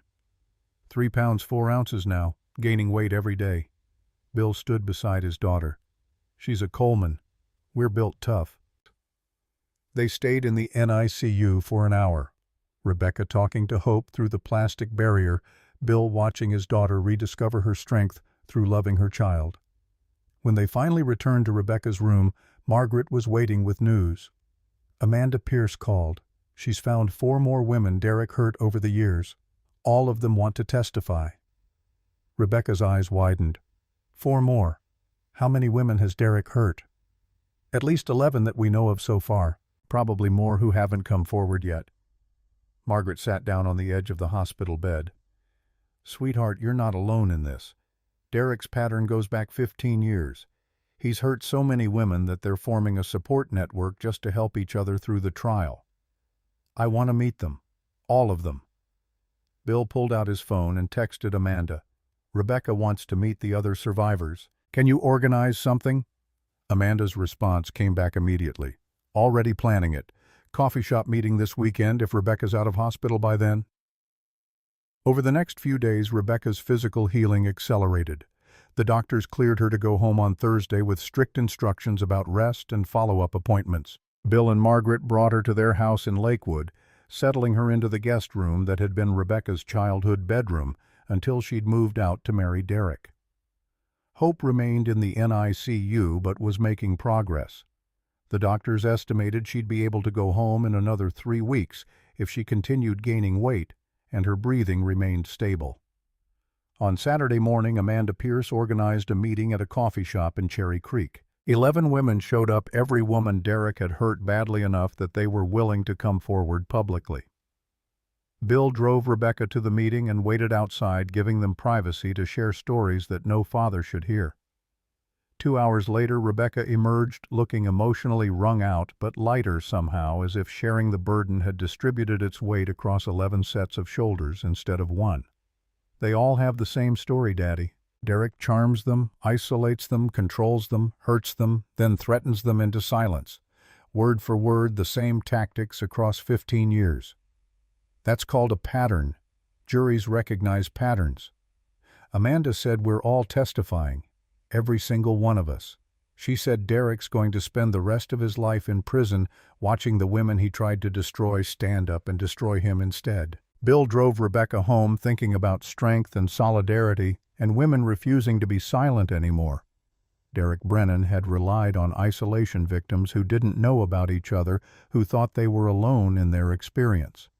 Now those victims had found each other and their collective testimony would be devastating.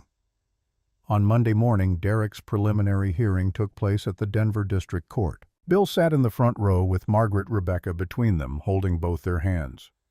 The courtroom was packed media in the back rows, curious onlookers, Derek's co-workers from Patterson Marketing who'd come to watch their colleagues' public humiliation. Derek entered in an orange jumpsuit, shackles on his wrists and ankles. His perfect hair was disheveled, his designer clothes replaced with prison-issue cotton. But his expression remained cold and calculating, no remorse visible anywhere. Martin Kozlowski sat beside Derek at the defense table. Expensive Brooks Brothers suit, silver hair, the kind of practiced competence that won cases through manipulation rather than truth. Kozlowski looked like he'd never lost a trial in his life. Judge Sarah Martinez called the courtroom to order. Ada. Chen stood and outlined the charges against Derek Brennan. Attempted murder in the first degree, aggravated domestic violence. 5 counts of identity theft, 3 counts of wire fraud, conspiracy to commit murder. Your Honor, the prosecution has evidence, including the defendant's recorded confession to planning his wife's murder, 8 months of computer files showing research into murder methods, financial records proving systematic theft, and testimony from 11 women establishing a 15-year pattern of predatory behavior. Kozlowski rose smoothly. Your Honor, The prosecution's case rests entirely on the unreliable testimony of emotionally disturbed women with axes to grind. Rebecca Brennan has documented mental health issues including anxiety, depression, and a hospitalization for suicidal ideation. The alleged confession was obtained through entrapment. The financial records show nothing more than marital disputes over money management, and the so-called pattern of behavior consists of disgruntled ex-girlfriends who can't accept that my client ended relationships with them. Bill watched Judge Martinez's face carefully. She was in her 50s with the kind of sharp intelligence that came from years on the bench dealing with lawyers who thought they could charm their way past facts. "Mr. Kozlowski, does your client have an explanation for the doorbell camera footage showing him bringing a golf club into his house at 10:47 p.m. on the night in question?" Kozlowski didn't miss a beat. "My client keeps his golf clubs in his garage, Your Honor. He was simply bringing equipment inside. The timing is coincidental. And the recorded confession to planning his wife's murder, taken out of context by a woman who was deliberately manipulating my client into making statements that could be misconstrued. Classic entrapment, Your Honor." Judge Martinez looked unimpressed. "Mr. Kozlowski, I've reviewed the evidence. This case is proceeding to trial. Bail is denied due to flight risk and the severity of the charges. Preliminary trial date is set for 6 weeks from today." Derek's mask cracked slightly, just a flicker of rage before Kozlowski's hand on his arm reminded him to maintain composure. But Bill saw it. Derek was scared. Scared men made mistakes. Outside the courthouse, media swarmed. Rebecca gave a brief statement that Bill and ADHN had helped her prepare. "Derek Brennan spent 2 years convincing me I was crazy, unstable, and worthless. He beat me while I was 7 months pregnant and told me maybe losing the baby would teach me not to question him. But I'm not crazy. I'm not worthless. I'm a survivor, and I'm going to make sure Derek never hurts another woman again." The reporters shouted questions, but Rebecca was already being led away by Margaret and Bill. They drove home in silence, each processing what came next. 6 weeks until trial. 6 weeks to prepare for the fight of Rebecca's life. Bill's phone buzzed with a text from Frank Morrison. "Derek's uncle Judge Brennan just held a press conference calling Rebecca a liar. Says Derek's innocent and this is a witch hunt. Video going viral on social media." Bill pulled up the video and watched a distinguished-looking man in his 70s defend his nephew with the kind of authority that came from 40 years on the bench. Judge Brennan was articulate, persuasive, sympathetic. He painted Derek as a victim of a vindictive woman and her wealthy father. "This is character assassination," Judge Brennan declared to the cameras. "Derek Brennan is a good man who's being railroaded by a woman with serious mental health issues and her father's construction money. The truth will come out at trial." Bill showed the video to Rebecca. Her face went pale. "People are going to believe him. He sounds so reasonable, so convincing. Some people will believe him. Others will believe you." Bill took his daughter's hand. "But we don't need everyone to believe you, sweetheart. We just need 12 jurors to see the truth. And the truth is on our side." Over the next 6 weeks, Bill watched his daughter transform from victim to warrior. Rebecca worked with ADHN to prepare testimony. She met regularly with the other survivors, sharing strategies and building strength. She visited Hope every day in the NICU, watching her daughter grow from 3 pounds to 4 pounds to 5 pounds of pure determination. Derek remained in custody, filing motion after motion to suppress evidence, dismiss charges, delay trial. Kozlowski attacked every aspect of the prosecution's case, trying to chip away at the foundation before trial even began. But Judge Martinez denied every motion, clearly unimpressed by Kozlowski's tactics. Bill spent those weeks building his own case, not legal evidence, but moral support. He organized the Survivor Network, helped Amanda Pierce coordinate testimony, made sure every woman who'd been hurt by Derek knew she had a community backing her up. The Blue Collar Network continued delivering information. Derek's former landlords, former employers, former co-workers, everyone who'd ever dealt with Derek and seen his true nature came forward. The picture that emerged was unmistakable. Derek Brennan was a predator who'd spent 15 years perfecting his craft. 2 weeks before trial, Hope came home from the hospital. 5 pounds, 3 ounces, breathing on her own, eating well, hitting every developmental milestone. Rebecca brought her daughter to the house in Lakewood and sat in the nursery. Bill and Margaret had set up, just holding Hope and crying tears of relief. "She's perfect," Rebecca kissed Hope's forehead. "Derek tried to kill her before she was born, and look at her now, fighting, surviving, thriving, like her mother." Bill stood in the doorway watching his daughter discover her strength through loving her child. "You're both fighters."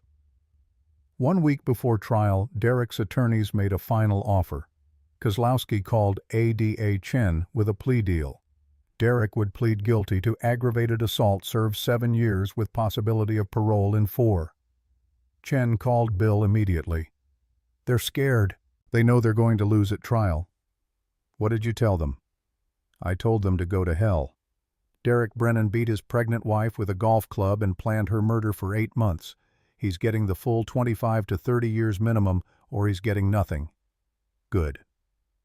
The night before trial began, Bill sat in his office at Coleman Construction looking at blueprints for the Morrison Street renovation. 35 years he'd been reading plans, spotting problems, fixing structures before they failed. Tomorrow he'd watch his daughter take the stand and tell the truth about what Derek had done. Bill couldn't fix this with blueprints and building materials. He could only stand beside Rebecca and watch her fight. His phone buzzed with a text from Rebecca. "I'm scared." Bill typed back, "Fear means you're about to do something brave. See you in court tomorrow. I love you." The response came immediately. "I love you too, Daddy. Thank you for believing me." Bill turned off his office lights and headed for the parking lot. Tomorrow, the real war began, not in parking lots or hospital rooms, but in a courtroom where 12 strangers would decide Derek Brennan's fate. Bill had built the foundation. ADA Chen had constructed the framework. Now Rebecca would provide the testimony that would bring Derek's house of lies crashing down completely. Derek Brennan had picked the wrong family. He was about to learn exactly what that mistake cost. The Denver District Court courtroom smelled like old wood and nervous anticipation when Bill Coleman took his seat in the front row Tuesday morning. 6 weeks of preparation had led to this moment. 12 strangers in the jury box. Derek Brennan at the defense table in a charcoal suit that almost made him look human, and Rebecca sitting between Bill and Margaret with hands that wouldn't stop trembling. Martin Kozlowski stood for his opening statement wearing confidence like armor. His Brooks Brothers suit probably cost more than most people made in a month. His silver hair perfectly styled, his voice carrying the practiced warmth of someone who'd spent 40 years convincing juries that abusers were actually victims. Ladies and gentlemen, this case is about a troubled woman whose mental illness finally erupted in violence. Rebecca Brennan has documented psychiatric history, anxiety, depression, hospitalization for suicidal thoughts. She became convinced her devoted husband was having an affair that didn't exist. She went through his phone obsessively. She followed him. She made scenes at his workplace. Kozlowski paced before the jury box like a professor delivering a lecture. On the night in question, Rebecca attacked Derek with a golf club. Derek tried to defend himself. In the struggle, Rebecca fell and hit her head. Derek immediately called 911. He rode in the ambulance with her. He stayed at the hospital all night, worried sick about his wife and unborn child. Bill watched the jury carefully. 2 women in the front row looked skeptical. The others were harder to read. The prosecution will show you text messages, financial records, recordings. But none of it proves Derek intended to kill his wife. What it proves is that Derek Brennan was a frustrated husband trying to cope with a mentally ill wife who refused treatment and became increasingly violent. Kozlowski turned to face Rebecca directly. The real victim in this courtroom isn't Rebecca Brennan. It's the man sitting at that defense table who's being destroyed by false accusations from an unstable woman and her wealthy father's construction empire. Rebecca's hands clenched in her lap. Bill reached over and squeezed her shoulder, anchoring her against Kozlowski's poison. ADA Jennifer Chen rose for the prosecution's opening. She was smaller than Kozlowski, younger, less polished. But her eyes held steel that came from 12 years prosecuting domestic violence cases and watching abusers walk free too many times. Mr. Kozlowski wants you to believe this case is about a mentally ill woman making false accusations, but the evidence tells a different story. A story about a man who spent 2 years building a lie so he could commit the perfect murder. Chen approached the jury box holding a photograph of Rebecca in her hospital bed, bruises dark against pale skin. This is Rebecca Coleman, 3 hours after Derek Brennan beat her with a golf club. She was 7 months pregnant. She almost died. She held up another photograph, Hope in her isolette tubes and wires everywhere. This is Hope Coleman, born premature at 33 weeks because her father's violence triggered early labor. The jury stared at the photographs. 2 women in the back row looked away, faces tight with emotion. Over the next week, you'll see how Derek built his crime piece by piece. He installed spyware on his co-worker's phone to create fake affair evidence. He forged Rebecca's signature to steal $110,000. He took out a $500,000 life insurance policy without her knowledge. He researched murder methods for 8 months. He created a narrative that Rebecca was unstable, so when he killed her you would think she was a crazy woman who provoked him. Chen's voice dropped, forcing the jury to lean forward to hear. This wasn't a crime of passion. This was a construction project that took 2 years to build. Derek laid the foundation by calling Rebecca unstable. He built the frame by creating fake evidence. He prepared the finish by researching untraceable poisons. The only thing Derek didn't plan for was Rebecca surviving. Bill felt Rebecca straighten beside him, drawing strength from Chen's words. Derek Brennan is not a victim. He's a predator who got caught, and the evidence will prove it beyond any reasonable doubt. Judge Martinez called for the first witness. Dr. Sarah Henderson took the stand, her 20 years of emergency medicine experience evident in every measured word. Chen walked her through Rebecca's injuries. 3 cracked ribs, internal bleeding, severe concussion, facial contusion consistent with direct blow rather than falling impact. The trauma triggered premature labor at 33 weeks gestation. In your professional opinion, Dr. Henderson, were these injuries consistent with falling downstairs? Henderson's answer was unequivocal. No, falls produce different injury patterns. These injuries were consistent with being struck multiple times with a blunt object. Kozlowski rose for cross-examination like a shark scenting blood. Dr. Henderson, isn't it possible, not probable, just possible, that Rebecca Brennan fell downstairs, struck the banister multiple times during the fall, and produced similar injuries? Henderson considered carefully. It's theoretically possible, but highly unlikely given the specific pattern and severity of trauma. But possible. So you can't say with 100% medical certainty that Derek Brennan caused these injuries? I can say with medical certainty that someone beat Rebecca Coleman repeatedly with significant force. Whether it was her husband, I cannot determine from injuries alone. Kozlowski smiled like he'd scored a point. Bill wanted to reach across the gallery and wipe that smile off his face, but Margaret's hand on his arm kept him still. The prosecution spent the next 2 days building their case methodically. Victoria Hayes took the stand and explained how Derek had set up her phone, how he'd sent himself fake messages, how he'd manipulated her into being his alibi. The jury listened intently when Chen played the recording of Derek's confession. Derek's voice filled the courtroom flat and calculating. Rebecca's pregnancy was poorly timed. I had debts, obligations.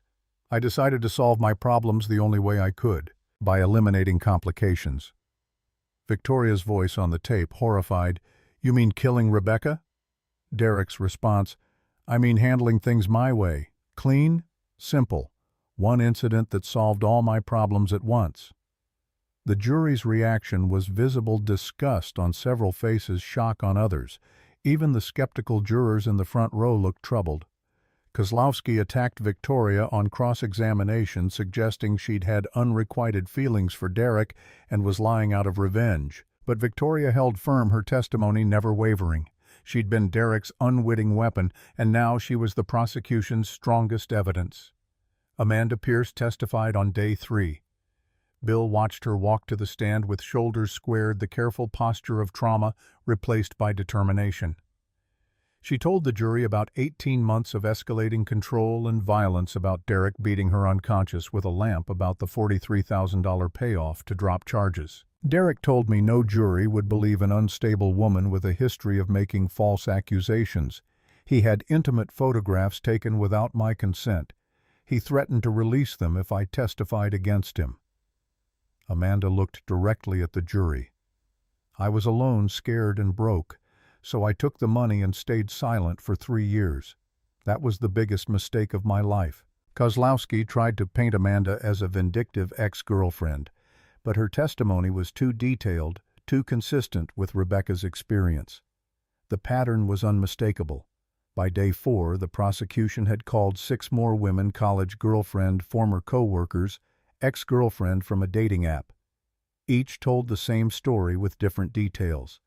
Derek charmed them, isolated them, controlled them, hurt them, threatened them into silence. 15 years of documented predatory behavior that Kozlowski couldn't explain away. Rebecca's turn came on day 5. Bill watched his daughter walk to the witness stand in a simple navy dress, her bruises mostly faded but still visible under courtroom lights. She placed her hand on the Bible and swore to tell the truth, her voice steady despite the tremor in her hands. Chen took her through the marriage chronologically. Rebecca described how Derek had gradually isolated her from friends and family, controlled their finances, monitored her phone, criticized everything she did.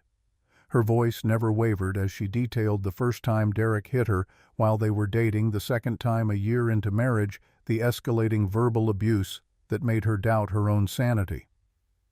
"Tell the jury what happened on September 15th, Chen prompted gently. Rebecca took a breath. I found text messages on Derek's phone from Victoria Hayes. They were explicit sexual planning hotel meetings. I confronted Derek when he got home around 10:30. I asked who Victoria was and if he was having an affair. What did Derek say? He said I was snooping through his private things, violating his privacy, trying to ruin his life. He called me paranoid and dramatic.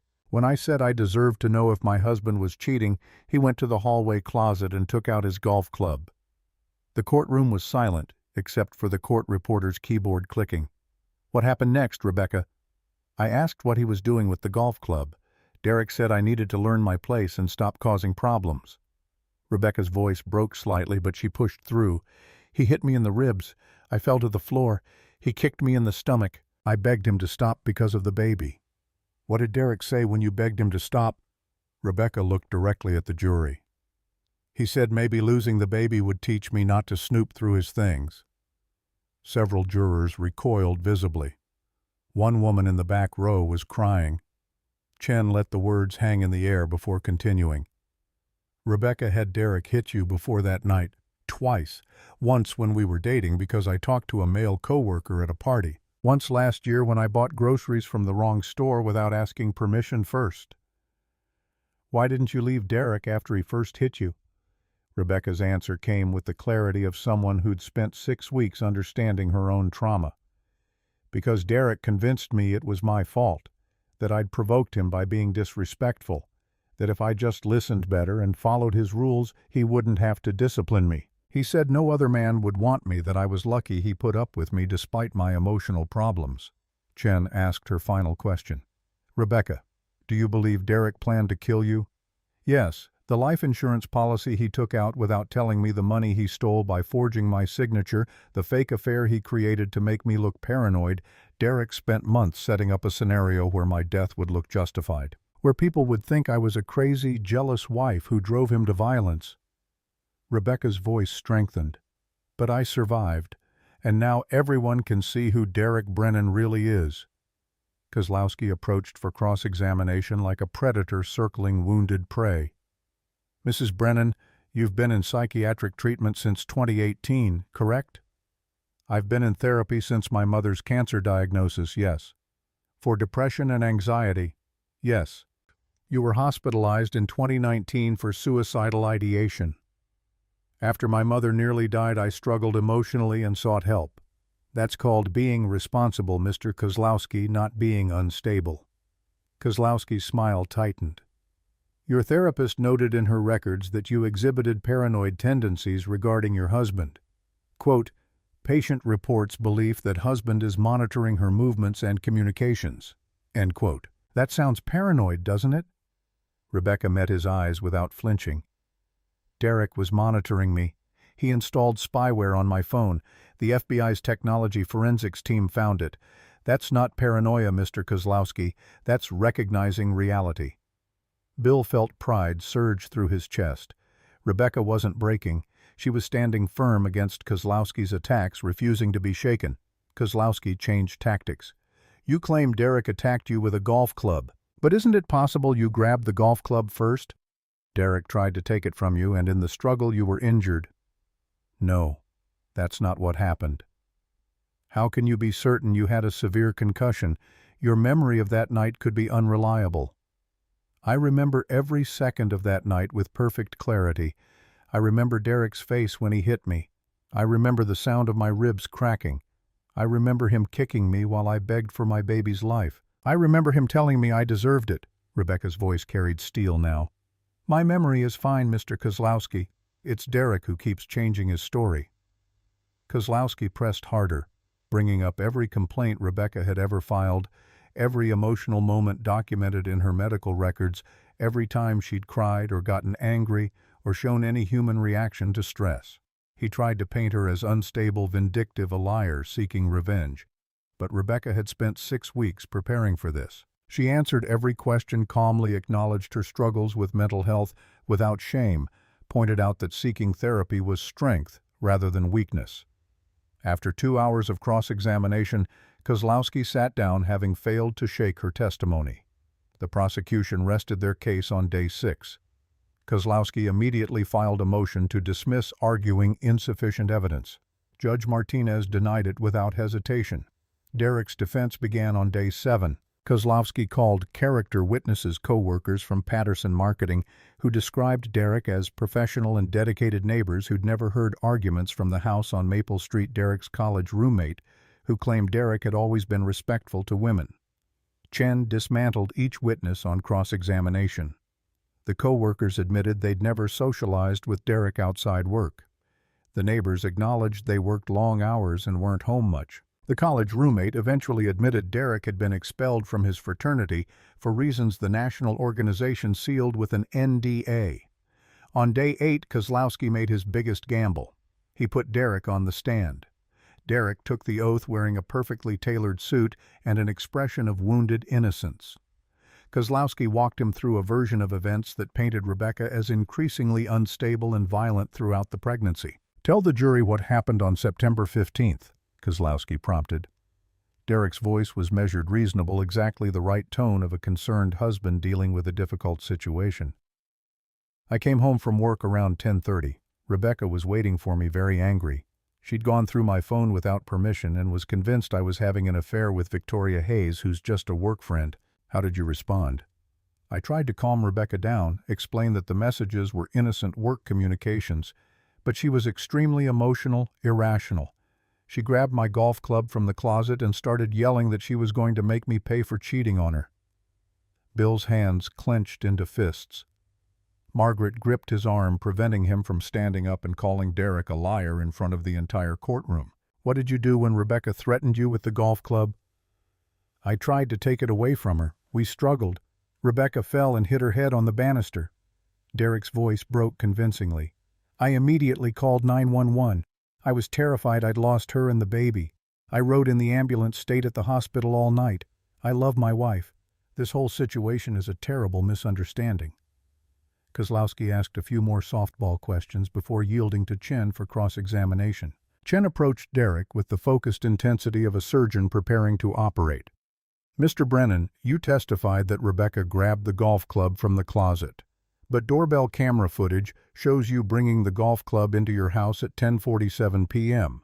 How do you explain that? Derek's mask flickered. I must have misremembered the exact timeline. It was a traumatic evening. Misremembered. You just told this jury under oath that Rebecca grabbed the club from the closet. Now you're saying you brought it in. Which is it? I'm confused about the sequence of events. Chen played the recording of Derek's confession to Victoria Hayes. Derek's voice filled the courtroom again. I decided to solve my problems the only way I could, by eliminating complications. That doesn't sound confused, Mr. Brennan. That sounds like a confession to premeditated murder. You're taking my words out of context. Victoria was pushing me to say things I didn't mean. What context makes eliminating complications mean anything other than killing your wife? Derek's composure cracked. I was frustrated. Rebecca was making my life impossible. The pregnancy was poorly timed. We couldn't afford it. She was spending money we didn't have. You forged Rebecca's signature on credit card applications, didn't you? I needed money to cover expenses. Yes or no, Mr. Brennan? Yes, but Rebecca wasn't managing our finances properly. You took out a $500,000 life insurance policy on Rebecca without her knowledge. That was for our financial security. You owed $120,000 to gambling creditors who were threatening you. That's irrelevant to this case. Chen's voice cut through Derek's deflections like a blade.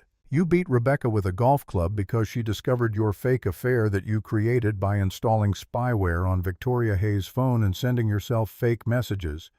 Isn't that the truth? Derek exploded. She was paranoid. She went through my phone. She followed me. She made my life hell. So you admit you created the fake affair to make Rebecca look paranoid. Derek realized his mistake too late. I didn't. That's not Victoria, and I were just friends. Mr. Brennan, you just admitted to creating fake evidence to gaslight your wife. You've admitted to forging her signature. You've admitted to taking out life insurance without her knowledge. You've been caught on tape confessing to planning her murder. Chen leaned forward. You're not a victim. You're a predator who got caught. And this jury sees exactly what you are. Derek's face twisted with rage. Rebecca drove me to this. If she'd just been a better wife, done what she was told, none of this would have happened. She brought this on herself. The courtroom erupted. Judge Martinez called for order while Derek sat at the defense table breathing hard, his mask completely shattered. The jury stared at him with expressions ranging from disgust to horror. Kozlowski tried damage control on redirect, but the harm was done. Derek had revealed himself in front of 12 strangers who would decide his fate. The prosecution and defense gave closing arguments on day 9. Chen reminded the jury of the evidence confession financial fraud pattern of abuse across 15 years computer files showing 8 months of murder research. She painted Derek as exactly what he was, a calculating predator who'd planned his wife's murder down to the last detail. Kozlowski tried to resurrect reasonable doubt, arguing Rebecca's mental health made her unreliable, that Derek's confession was taken out of context, that the financial issues were marital disputes rather than criminal acts. But his words rang hollow after Derek's meltdown on the stand. The jury deliberated for 6 hours. Bill sat in the courthouse hallway with Rebecca and Margaret, watching the clock tick past while his daughter's future hung in balance. Rebecca held hope, now 5 months old, healthy and thriving, while they waited. At 6 p.m., the jury sent word they'd reached a verdict. The courtroom filled quickly. Bill took his seat in the front row, Rebecca beside him with Hope in her arms, Margaret on her other side. Derek entered in handcuffs, his face blank and empty. Judge Martinez asked the jury foreman to read the verdict. The man stood, a retired teacher in his 60s who'd taken careful notes throughout the trial. On the charge of attempted murder in the first degree, we find the defendant guilty. Rebecca started crying silently. Bill pulled her and Hope close while the foreman continued reading. On the charge of aggravated domestic violence, we find the defendant guilty. On all 5 counts of identity theft, we find the defendant guilty. On all 3 counts of wire fraud, we find the defendant guilty. On the charge of conspiracy to commit murder, we find the defendant guilty. Guilty on all 11 counts. Derek showed no emotion, just stared straight ahead while his carefully constructed world collapsed completely around him. Judge Martinez set sentencing for 4 weeks later. Derek was remanded to custody immediately. As the bailiffs led him away, he turned to Rebecca one final time. "This is your fault. You destroyed my life. If you'd just shut up and done what you were told, none of this would have happened." His voice echoed through the courtroom. Bill stood up, positioning himself between Derek and his family. "Derek, you're done threatening my daughter. You're going to prison. That's where you're staying." The bailiffs dragged Derek out, still shouting. Bill sat back down and put his arms around Rebecca and Hope. His daughter was sobbing now, relief and trauma and exhaustion pouring out in tears she'd held back for weeks. Outside the courthouse, reporters swarmed. Rebecca gave a brief statement with Hope in her arms and Bill standing beside her. Derek Brennan spent 2 years convincing me I was worthless. He beat me and told me I deserved it. He tried to kill me and our daughter for insurance money.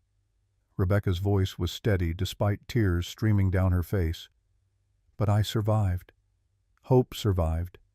And now Derek will spend the rest of his life in prison, which is exactly what he deserves. Amanda Pierce stood with the other survivors at the edge of the crowd, all 11 women who'd testified against Derek.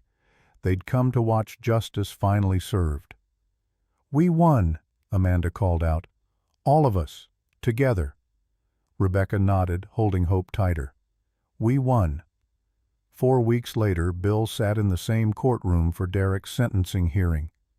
Rebecca had chosen not to attend, deciding she'd given Derek enough of her time and energy. But Bill wanted to be there for the end to watch Derek Brennan face consequences he'd avoided for 15 years. Judge Martinez heard victim impact statements first. Rebecca's was read by Adia Chen, since she'd chosen not to deliver it in person. "Derek Brennan didn't just beat me that night. He spent 2 years destroying who I was. He made me doubt my own sanity. He isolated me from everyone who loved me. He stole my money, my confidence, my sense of self. But he didn't destroy me. I'm still here. My daughter is still here. And we're thriving without him. I'm asking for maximum sentence because Derek will do this again if given the chance. He's a predator, and predators don't change." Amanda Pierce stood to deliver her statement in person. "Your Honor, I dropped charges against Derek 3 years ago because I was scared and alone. I've regretted that decision every day since. If I'd been stronger, Rebecca Coleman wouldn't have been beaten. Derek would have been in prison where he belongs. I'm asking you to make sure Derek can't hurt anyone else. Please." 6 other survivors delivered similar statements. By the time they finished, the pattern was undeniable and devastating. Kozlowski stood to argue for leniency. "Your Honor, Derek Brennan is a first-time offender who made terrible mistakes in a moment of panic and desperation. He's shown remorse." Judge Martinez cut him off. "Mr. Kozlowski, I've presided over domestic violence cases for 15 years. Derek Brennan's case is one of the most calculated and cold-blooded I've encountered. He didn't make mistakes in a moment of panic. He planned his wife's murder for 8 months. He created elaborate evidence to justify violence. He manipulated everyone around him. And he showed absolutely no remorse during trial. In fact, he blamed his victim for his crimes even while being led away in handcuffs. Derek was given a chance to speak. He stood orange jumpsuit replacing his expensive suits and delivered an apology so flat and emotionless that it convinced no one. "Your Honor, I'm sorry for the pain I've caused. I hope to rehabilitate myself and become a better person." The words might as well have been read from a script. Judge Martinez looked unimpressed. "Mr. Brennan, you've been convicted of 11 serious crimes, including attempted murder of your pregnant wife. You stole over $100,000 from her through forgery and identity theft. You took out a life insurance policy using her own retirement money to fund the premium. You spent 8 months researching murder methods. You beat her with a golf club and told her maybe losing the baby would teach her not to question you." Judge Martinez's voice carried the weight of 15 years on the bench. "You've shown no genuine remorse. You blamed your victim throughout trial. You attempted to manipulate this court with false narratives about mental illness and marital disputes. You are a danger to society and particularly to women." She delivered the sentence: attempted murder, 28 years. Aggravated domestic violence, 10 years concurrent. Identity theft, 5 years each concurrent. Wire fraud, 3 years each concurrent. Conspiracy to commit murder, 15 years consecutive. Total sentence, 43 years in Colorado State Penitentiary. You will be eligible for parole after serving 85% of your sentence, which is 36.5 years minimum. Derek would be 68 years old before he could even apply for parole. Bill felt satisfaction settle into his chest, like concrete curing properly. The bailiffs led Derek away for the last time. He didn't look back, didn't speak, just walked out of the courtroom and out of their lives forever. Bill drove back to Lakewood thinking about foundations and structures and buildings designed to last. Derek's house of lies had collapsed completely. Now came the work of helping Rebecca rebuild on solid ground.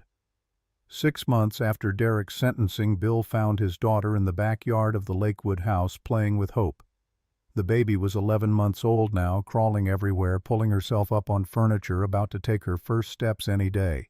Rebecca looked different. The haunted expression that had dominated her face for 2 years was gone, replaced by something that looked almost like peace.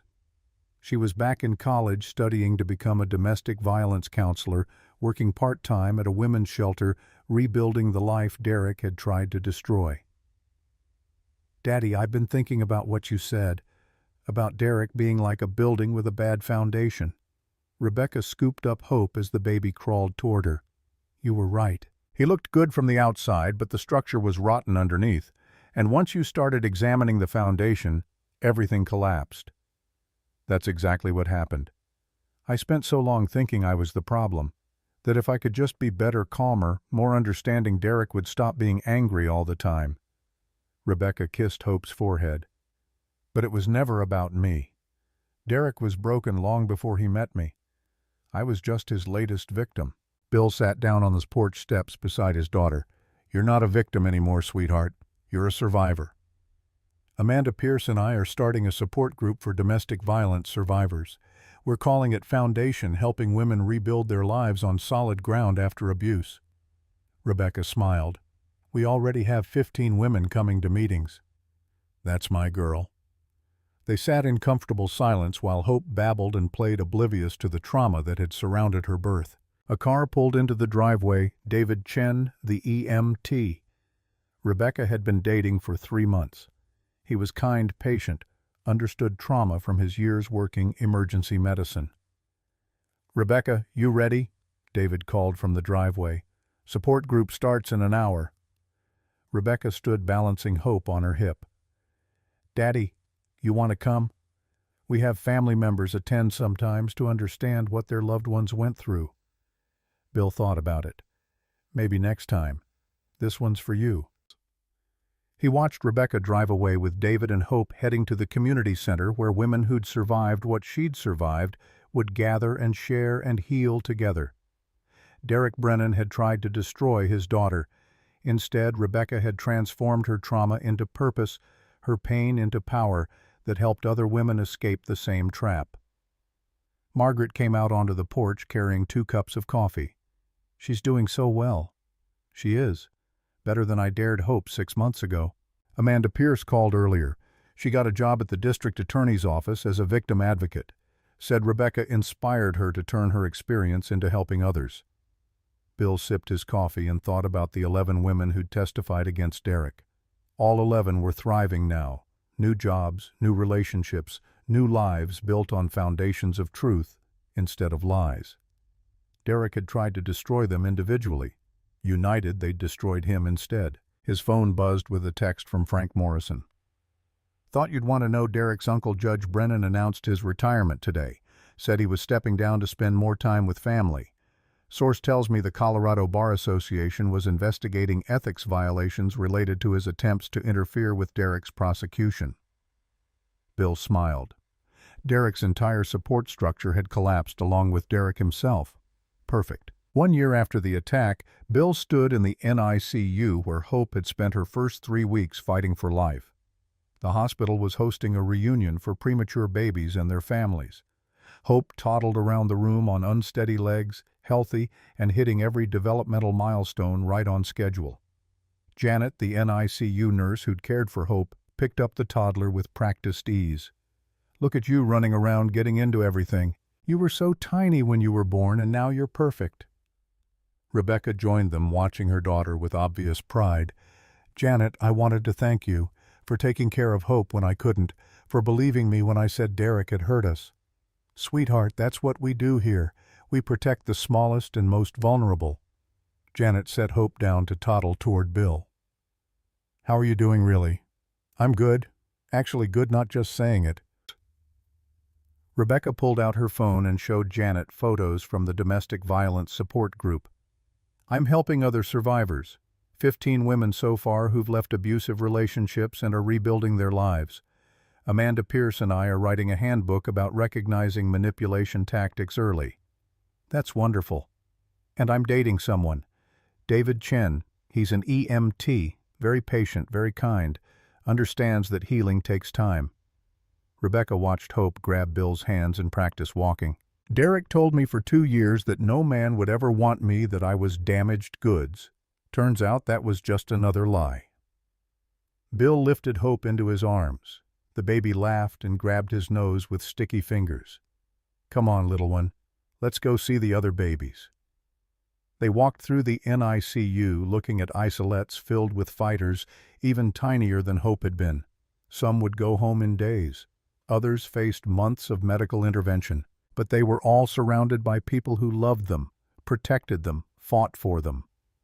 Grandpa built this hospital wing, Rebecca told Hope, pointing at the renovated space.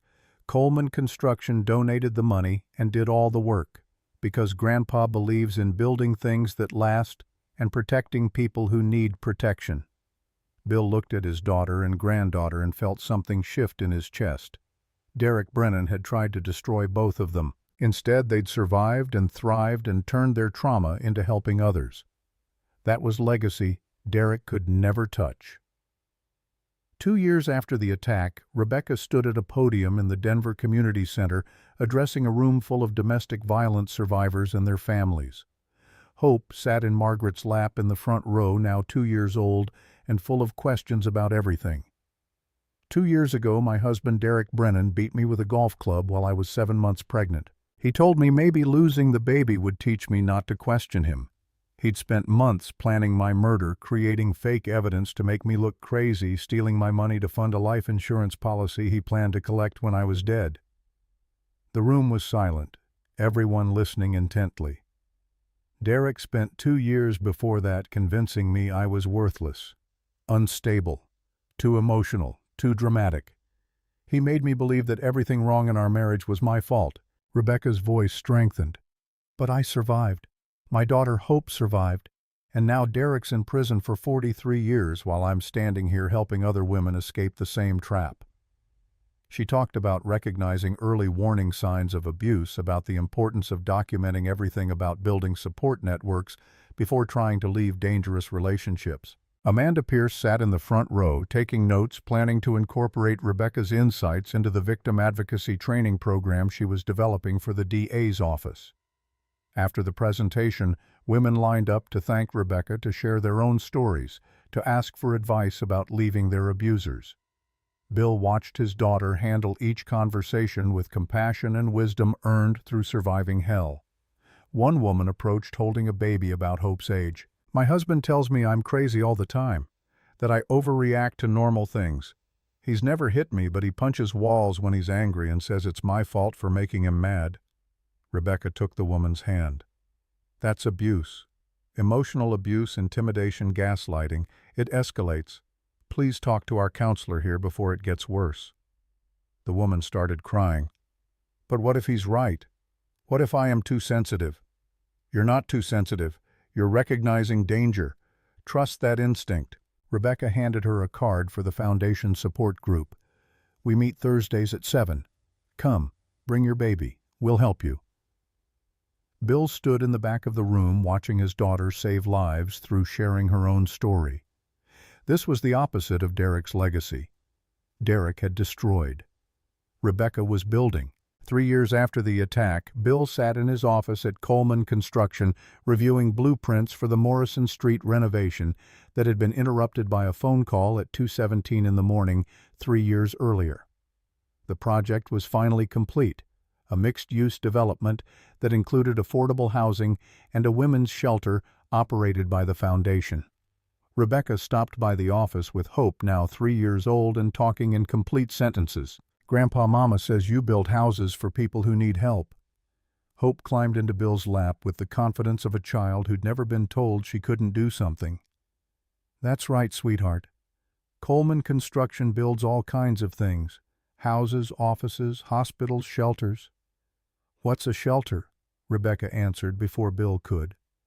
A shelter is a safe place for people who need to get away from someone who's hurting them, like the place where Mama works helping other mamas who are scared.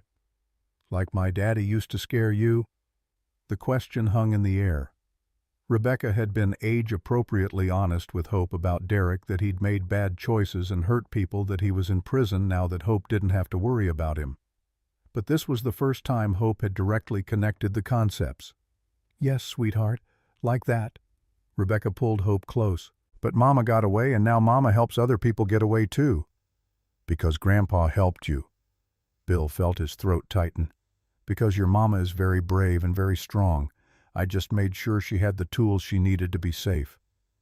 Hope thought about this seriously. "When I'm big, I want to help people too, like Mama and Grandpa." "You can do anything you want, Hope." Rebecca kissed her daughter's forehead. "You're a Coleman. We're built to last." They spent an hour in Bill's office, Hope drawing pictures with construction pencils, while Rebecca and Bill discussed the shelter's expansion plans. The foundation had grown beyond anyone's expectations. 3 locations now, 50 women served monthly, a partnership with the DA's office to provide victim advocates for every domestic violence prosecution. Amanda Pierce had been promoted to Director of Victim Services for the entire county. 6 of the 11 women who'd testified against Derek now worked in various capacities helping other survivors. Derek's attempt to destroy them had instead created a network of advocates who prevented other women from experiencing what they'd survived. Bill's phone buzzed with a news alert. Derek Brennan's first parole hearing was coming up. He'd served 3 years of his 43-year sentence and was filing appeals based on new evidence his lawyers claimed exonerated him. Rebecca saw the alert and shook her head. "Derek will never accept responsibility. He'll die in prison still blaming everyone else for his choices." "Probably, but that's not your problem anymore." "No, it's not." Rebecca gathered up Hope's drawings. "I need to go. Support group tonight, and I'm speaking at the university tomorrow about recognizing manipulation in relationships." Bill walked them to the parking lot and watched Rebecca drive away with Hope singing in the back seat. 3 years ago, his daughter had been broken in a hospital bed, apologizing for being beaten. Now she was strong, purposeful, helping hundreds of women escape the trap Derek had set for her. Derek Brennan had picked the wrong family. He'd tried to destroy a woman who came from people who knew how to build things designed to withstand any storm. The Colemans were construction-grade strong. Bill had spent 35 years proving it. Rebecca had spent 3 years embodying it, and Hope would grow up knowing it in her bones. 5 years after the attack, Bill stood in the Denver Community Center at a celebration for the Foundation's 5th anniversary. 300 people filled the room: survivors, advocates, counselors, donors, family members. Rebecca was at the podium with Amanda Pierce, both women transformed by the work they'd built from their shared trauma. 5 years ago, Derek Brennan tried to kill me and my daughter for insurance money." Rebecca's voice carried across the room. "He failed. Not just because I survived, but because his attempt to destroy me became the foundation for something much bigger than either of us. The foundation has served over 1,500 women in 5 years. 1,500 women who escaped abuse and rebuilt their lives." The room erupted in applause. Hope, now 5 years old, sat between Bill and Margaret, clapping enthusiastically. Amanda took the microphone. "Rebecca and I joke that we're members of a club nobody wants to join, but since we're in it, we've made sure no one faces it alone. Derek Brennan wanted us silent, isolated, destroyed. Instead, we're loud, connected, and thriving. That's the best revenge, living well and helping others do the same." After the speeches, Bill found Rebecca in the hallway accepting congratulations from supporters. David Chen stood beside her. They'd been married for 6 months. A quiet ceremony with Hope as flower girl and Amanda as maid of honor. "Daddy, did you see Senator Walsh is here? She wants to fund a statewide expansion of the foundation model." Rebecca's eyes were bright with possibilities. "We could help thousands of women across Colorado." "You've built something incredible, sweetheart." "We built it. You, me, Amanda, all the survivors who came forward. Derek thought he could destroy us individually. He didn't count on us becoming stronger together." Bill pulled his daughter into a hug. "I'm proud of you. Prouder than I've ever been of any building I've constructed." "Buildings are important too. You built half of Denver. I built structures. You built hope. Bill gestured around the celebration. All these women who found safety and rebuilt their lives, this is your legacy. It'll last longer than any concrete and steel. Hope ran up carrying a cupcake twice the size of her face. Mama, Grandpa, try this. It's chocolate. They spent the rest of the evening celebrating with people whose lives had been transformed by the work Rebecca and Amanda had built from ashes. Bill watched his daughter laugh and plan and dream about expanding their reach, watched Hope dance with other children who'd been born into or escaped from violence, watched Margaret coordinate volunteers with the organizational skills she'd honed teaching kindergarten. The Coleman family built to last, designed to withstand storms strong enough to turn trauma into purpose. Derek Brennan sat in a prison cell 60 miles away. His parole appeal denied his reputation, destroyed his legacy. Nothing but pain and consequences. He would die in prison forgotten by everyone except the women he'd hurt, who were now thriving without him. Rebecca Coleman. Once Rebecca Brennan stood in a room full of survivors and advocates and family, living proof that predators don't win when their victims refuse to stay silent. Bill drove home that night thinking about foundations and frameworks and buildings designed to endure. He'd spent 35 years constructing Denver. His daughter had spent 5 years constructing something more important, a network of hope and healing that would outlast any building he'd ever made. Hope fell asleep in her car seat, exhausted from celebrating. Margaret held Bill's hand across the console. Rebecca followed in her own car with David, planning their future with the confidence of someone who'd survived hell and come out stronger. The Colemans were built to last. Derek Brennan had learned that lesson the hard way. 43 years in prison with 36 and a half before even the possibility of parole. He'd wanted Rebecca dead. Instead, she was more alive than ever, loving, healing, building, thriving. Some foundations crack under pressure. Others grow stronger. The Colemans were the kind that endured.